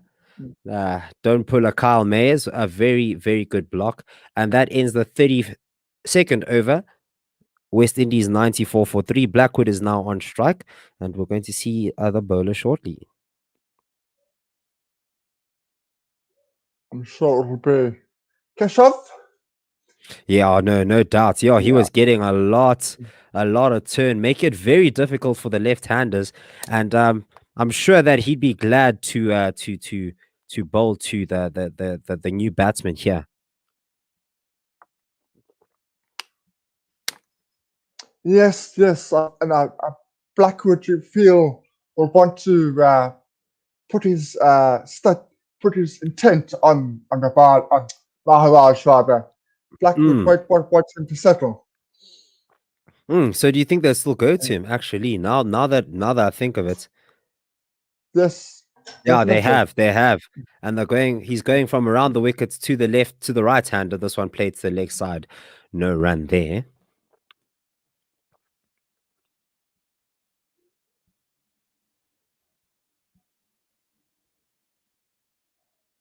Keshav Maharaj again, giving this one a bit of flight, and it takes the inside edge. Oh no, it doesn't. A big appeal. Oh, just off the pad. Senior player Mulder. Yeah, he thought he was in the wickets column again for catches, but no, not to be. Probably won't take the DRS review there. But yeah, no, definitely in the game is Maharaj. Woo. Oh, that Wasn't looked far very away. close. That looked very Wasn't far close. away. Maharaj in again. This one blocked right back to the bowler. No run there. Definitely pressure on the batting side. Yeah, this is no easy feat. Um, every time the West Indies look like they're getting runs, the pressure seems to come back onto them from the bowling. Very well bowled by Maharaj. No run there. It's a tricky period. 24 minutes. Just to, if they can go 110 for 3 at lunch, they'll be happy. The West Indies. 100%. It's a tricky period. Very tricky indeed. This one just gets the outside edge, but a thick one as it rolls to a vacant backward point region. No run there. Just a little bit of turn off the turf. Getting it just on the other side of the right-handers, just close to the leg side, right on leg stump. Oh, great fielding from Vian Mulder at leg slip, almost tickled through the gap between keeper and leg slip. And that ends the 33rd over. Yet another maiden from Maharaj, holding up an end quite nicely. And West Indies 94 for 3. I think we should play Vian for life, just as a fielder. Nothing else. He's good enough, eh? You've got 10 years as a fielder. That's it. Done. That was very sharp, very good reflexes to get down to his right and literally pick this up off the ground. And it was also bouncing. Those are very difficult balls to pick up, those bouncing balls. So very well done. This guy is actually a ninja. Jeepers creepers. I love to see that there's talent. You know what I'm saying? That's talent because he's young and seeing the ball like that is beautiful. KG Rabada coming in, continuing his spell, going from around the wickets. And this one, a top edge from Kieran Powell, but it's to a vacant third man region. A very well played shot that very aware of his field, and he gets himself a boundary, sitting on 46 now. Yeah, please put a third man, please.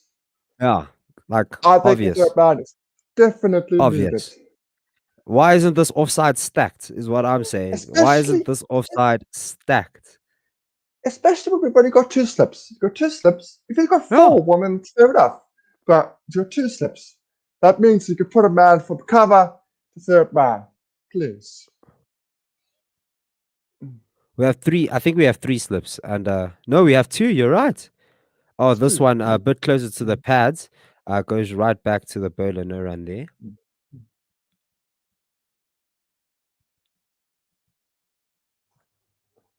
Just a reminder that you can tweet us at Guerrilla, GUERILLASA. Tweet us with your predictions for the day. Test match. Is it going to be a South African win, or is it a win for the Windies? A big edge. Oh, just over. Captain Dean Algott diving to his left-hand side. Shoo-wee, riding his luck is Powell. That's 2 edges this over. Oof. And that brings up his 50. Very well done. Yeah. He's tossed his arm a little bit there. That was too wide to be playing that sort of shot. He was a little bit lucky there. But again, he threw everything at it. That's what he threw the kitchen sink at that one. That was so close. KG powering in this one straight to the pads. back to Kieran Powell. This has actually been very, very, very interesting, riveting watching here. If it's not a almost an almost catch opportunity here, goes for a boundary, scoreboard pressure. It's actually wow, beautiful Test cricket. Love to see it. Indeed. Yeah, I agree entirely. This one well left by Powell. Penultimate ball, dot ball.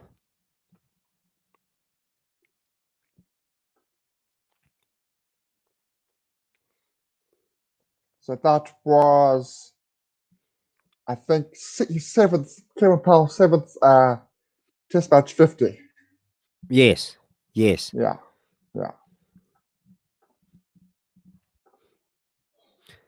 And he got it in 109 balls. Not bad. Pretty circumspect. This one a dot ball to end the 34th over. West Indies 102 for 3.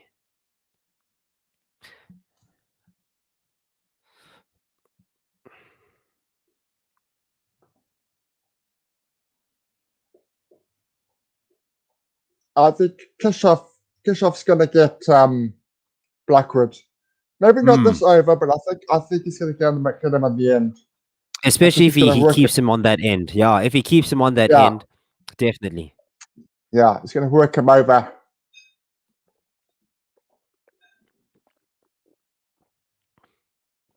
I'm just Do you looking think, something up. I haven't gone quiet. I'm just looking something up. Oh, Here. I see. Okay, cool. I have gone quiet because I have a wisdom tooth that is growing and it's actually hurting me. Oh, this one, an inside edge. Keegan Peterson under the lid. Almost got that one, but it bounced short and a little bit to his left. Keshav in business. Going to So work here. I was looking up Kieran Powell's stats, and it gave me Kieran Pollard. I said that's not They are both from right. the West Indies, I guess. Oh, an inside edge. Just passes the keeper and a diving Vian Mulder just in the gap there, and he gets himself 2 runs. No, just a single. He'll probably get just 1 run. Yeah, wouldn't want to stay on that side. Oh, just the faintest inside edge off the pad. Shoo-wee.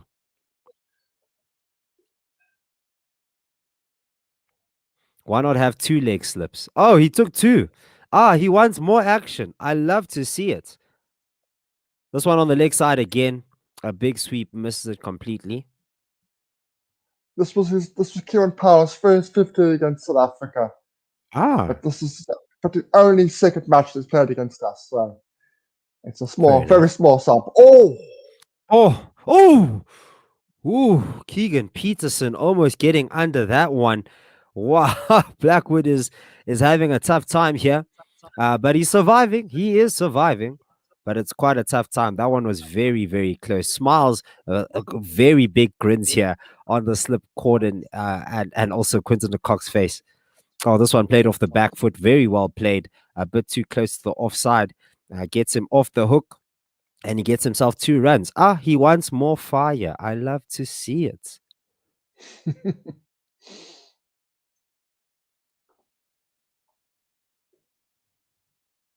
West Indies sitting on 106 for 3.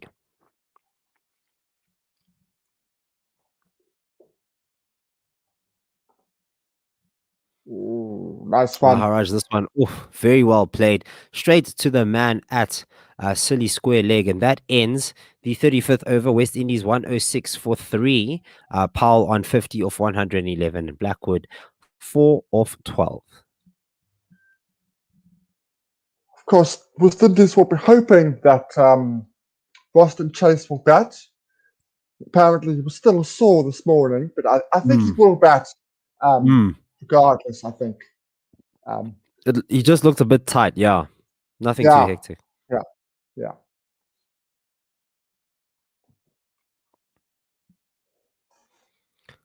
So the 3 falls of wickets, 16, 26, and 90. A big partnership between the second and third wicket there. Very well done by Mayers and Powell to take the West Indies very close to 100, just to hit that 90 mark. Rabada coming from around the wicket, and this one left as Quinton de Kock picks it up. No run there. Nice line. Hmm. That's the sort of line you want him to be bowling round the wicket and tempt him to play the shot. We're just looking at replays of Kyle Mayers' wickets and the setup, how he got runs on the offside, and the wicket came from a ball in the same region. This one right into the body of Powell, but he tickles us to the leg side. He gets himself a single, and that brings Blackwood on strike. Jeff Perkins says, "Is Vian the new Jonty?" Shoo! If Johnsy could bowl, maybe.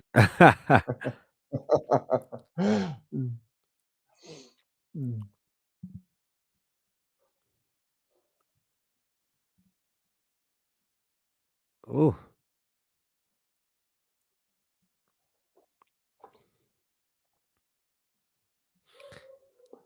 Seems to be some sort of, oh no, it's just a batsman. I thought there might have been a field change, but there wasn't. with the batsman standing right there by the almost beating the you're just beating the outside edge of Blackwood there, hanging his bat out to dry, almost getting his clothes stolen there.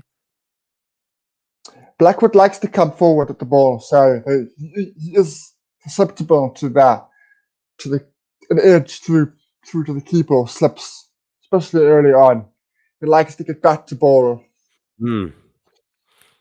Hopefully he'll get edge to ball here.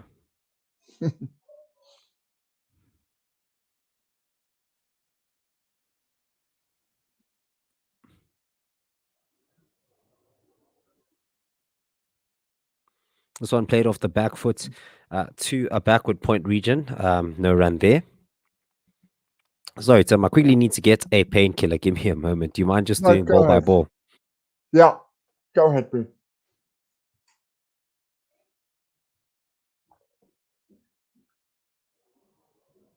Okay, so this is the fifth ball of the over. Barder goes into Blackwood, short one in at the body. Blackwood gets behind it, blocks it, no run. So it's 107 for 3, West Indies. Still anyone's game. I think you would still rather be South Africa, but it's still anyone's game. West Indies need another 100, 200 and 18, 217, 17.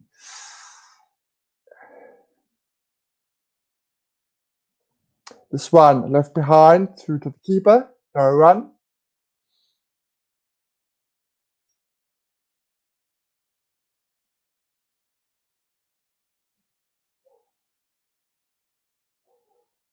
The end of the 36th over. I suspect Maharaj will still be whiling away.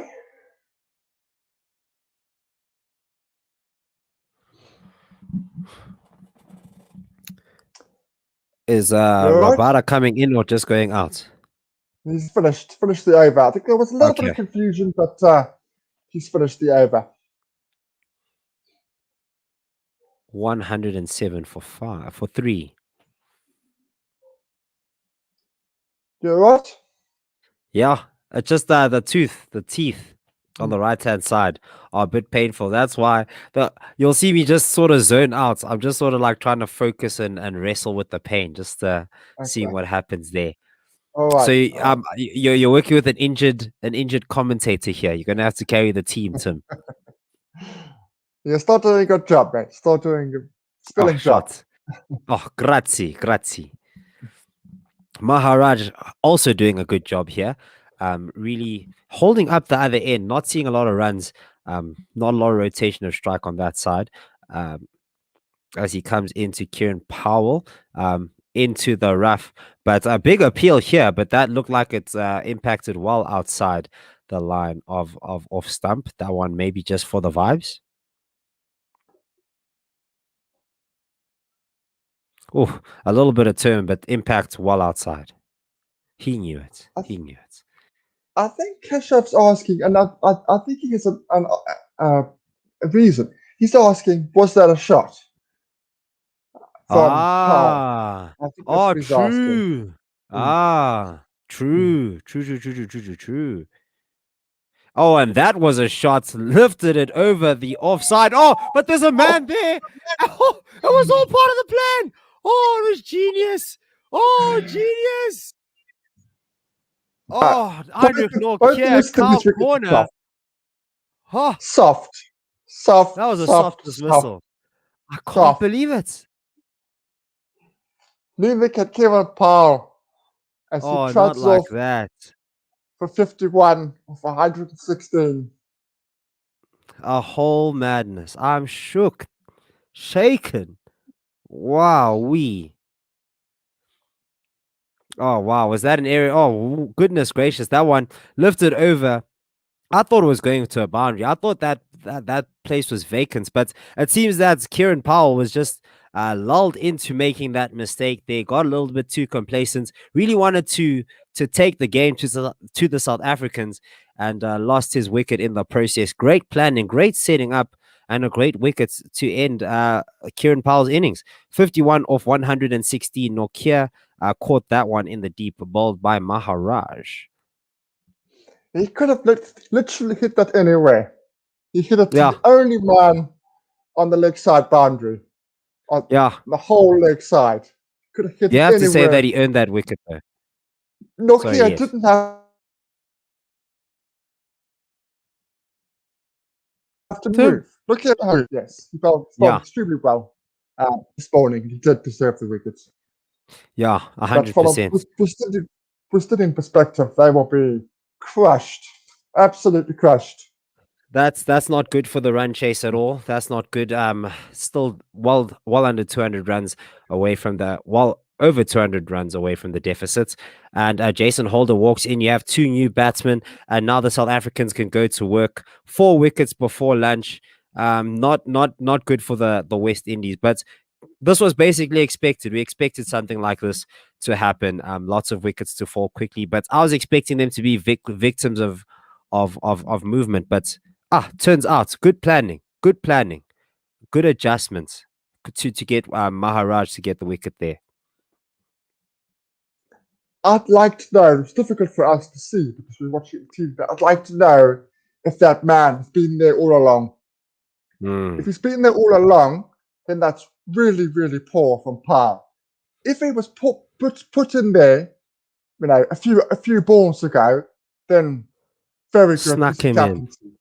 Just Yeah. snuck him in. Oh, And he's got him. Keshav Maharaj on a hat trick. Jason Holder, first ball, inside edge to the man at bat pad. Oh, yes. All right, back to the stands. Thanks for coming, Jason Holder. And Maharaj takes 2 off 2. Hat trick. that beautiful bowling. Turn and bounce. Particularly Oh, the bounce. wow. Oh, lovely. Oh, beautiful. Great catch from Keegan Peterson under the lid there. They smelt it coming. Oh, goodness gracious. South Africans, great bowling display here. Dean Algar is a happy cappy. And Keshav Maharaj on a hat trick. That's Jason Holder out for a golden duck. Keegan Peterson catches that one, and Maharaj bowled that one. These seats make it feel like it's Super Sport Park, low key, but it's not. Just like if you look and you look away, you're like, is that Super Sport? No, it's not. It's not.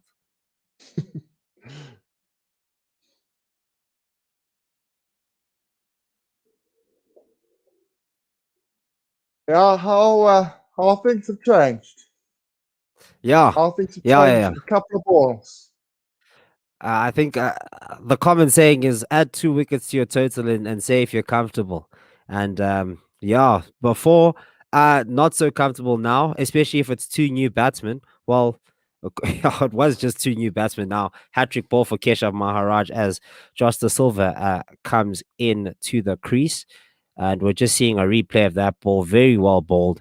Inside edge, off the pad, into the hands of KP. Not that KP. Keegan Peterson.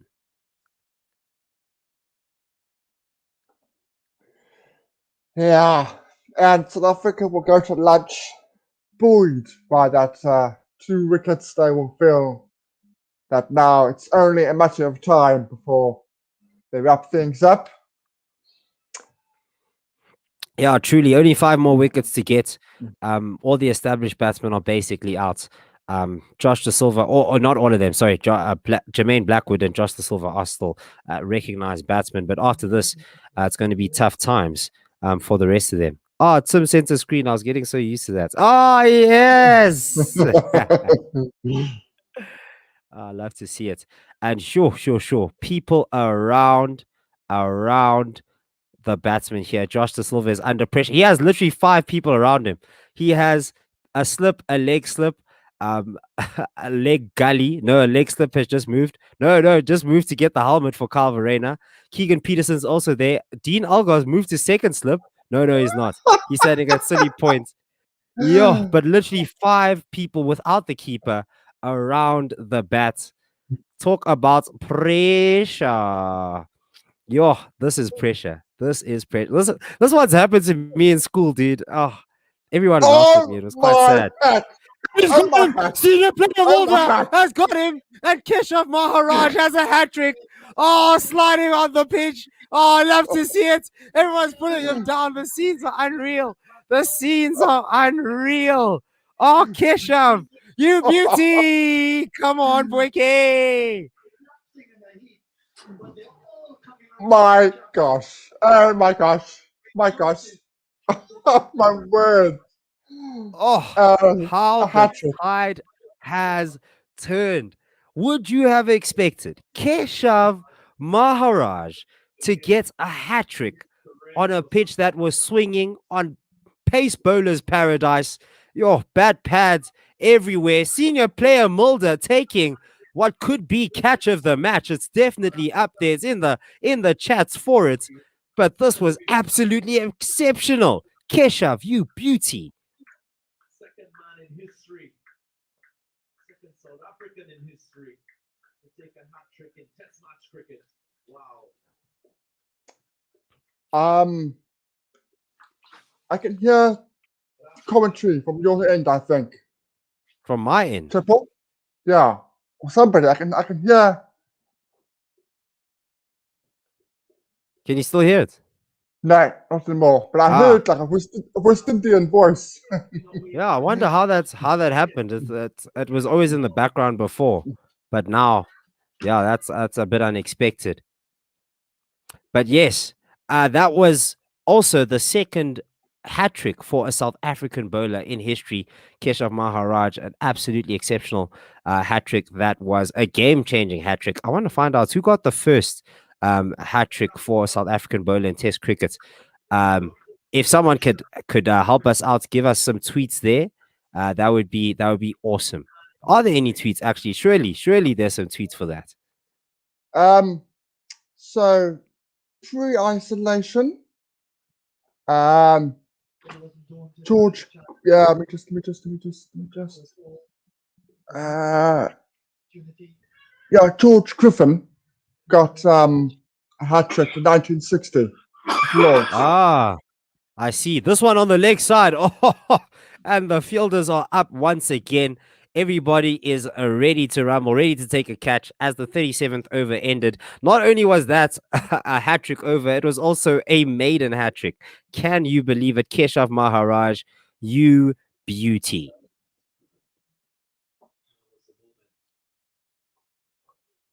Yeah. Yeah, Tim, our commentary stint is legendary now.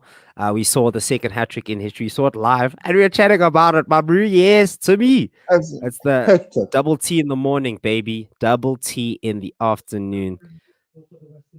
Where's Dave with the T? Get triple T out here. Where's Chris TB? Get quad T out here. Let's get all the T's. Okay, that was nonsense aside, a great over from Keshav Maharaj. Also, a bowler that's gotten the short end of the stick very often being left out as Kagiso Rabada comes into the attack, plies his trade. This one played off the back foot to the man at mid-off. Oh, no, sorry, at extra cover. But yeah, Keshav Maharaj he's been left out of the side a few times, has been put in the side, didn't bat, didn't bowl. I remember against Sri Lanka, but has done well here, right, Tim? Indeed. They were actually talking to him. I'm just looking up the hat-tricks and things. They were talking to him, and they said to him, essentially, they were saying, how difficult is it being an afterthought in the South African team? So, and he was very diplomatic about it. I thought it was a very unnecessary question. I can hear This one cricket. played to the offside. Blackwood gets himself a single. Jermaine Blackwood on 5 off 18. That's not on my side. I'm telling you, it's not on my side. Supporting class. My sound is off. Isn't it So is Simon? mine. Simon, is that you? Simon, bro. It sounds like it's Simon. I heard Simon's voice there. Mm. Simon, get on comms here. No, I'm joking. Kate Urabada. Oh, just beats the outside edge there. Quinton de Kock picks that one up. The West Indies are in a lot of trouble here.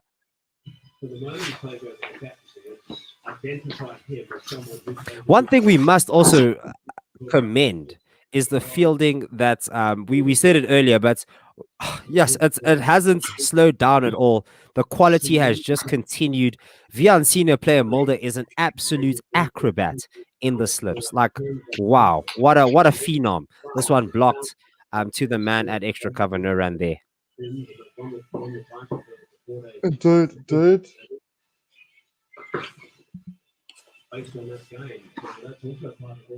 Yeah, I just catch my breath there after the hat trick. That was insane. That's insane. How many hat tricks have you seen live, Tim? On commentary, that one. Oh wow! I think I've only seen that. That was probably the second one I've seen. This one played to the leg side. No run there. The first one was very unremarkable because I guess it was a South African one, and I was very young. As West Indies got themselves a single when it went down to leg side, 109 for 3. But yeah, that was crazy. That was a whole madness. Yeah, so they were talking to Keshav about being just almost a second fiddle and afterthought in the bowling attack, and he was very diplomatic about it. He said, "No, I know my role inside, and I'm very confident in my role. I know I'll get my chance to bowl today, and that sort of thing." But I don't think he expected to get a hat trick. Yeah, no, definitely not. Definitely not. Great bowling though. Yes, no, he deserved it. And we said it. He was probably the most likely to get a wicket, and he got it. So very well done. Indeed, and I think that is luck. Yes, that is. And yeah, that was a very successful session for the South Africans. West Indies definitely had the South Africans on the rope for some time, but a great response by the bowler to take 6 wickets in this innings, in the session. Nohal, will give you those wickets now. Just give me a moment. Opening the scorecard now. The first one to fall was Craig Brathwaite. He opened the batting with Kieran Powell. He fell for 6 off 17. Rabada bowled, caught by Algar. The next to fall was Shea Hope. Once again, Rabada bowling that one, caught by Markram in the slips. There was one, oh, never mind. Carl Mayers was the next one to fall. A masterclass from Rabada once again, getting his 3rd wicket as Mayers top skied this ball well into the air, and Captain Dean Algar was under it. The next one to fall was the first of Keshav Maharaj's hat trick. Kieran Powell literally smashes this one all the way to Kyle corner, where Heinrich Nokia sat comfortably and just gobbled that up. Kieran Powell got himself 51 off 116. The next to fall was Jason Holder. Bat pad. Maharaj is 2nd wicket of the hat trick. Literally hits the inside edge, hits the bat pad, and then hits Keegan Peterson's hands. And then the final wickets of the hat trick, Josh De Silva, another inside edge to Vian senior player Mulder, diving to his right hand side, showing acrobatics, showing class, and giving Keshav Maharaj his hat trick. Right now, Jermaine Blackwood in on 5 off 19, and Kemar Roach 1 off 4 10 extras, take the total all the way up to 10946. So, what do you think the plan of action is for the West Indies when they come back after lunch? Um, As last words, try to try to stay with the flow of wickets. Just try to bat for as long as possible. And yeah, that's pretty much it. I just want to get in there that Maharaj is now 7 wickets behind Paul Adams in Oh, terms of the leading wicket takers for South Africa post isolation. So oh that's one wow. for him. For That'll Springbok. be his next target. All right, yeah. Fantastic. So West Indies must just stop the rot somehow, stop the wickets, and try and bat as long as possible.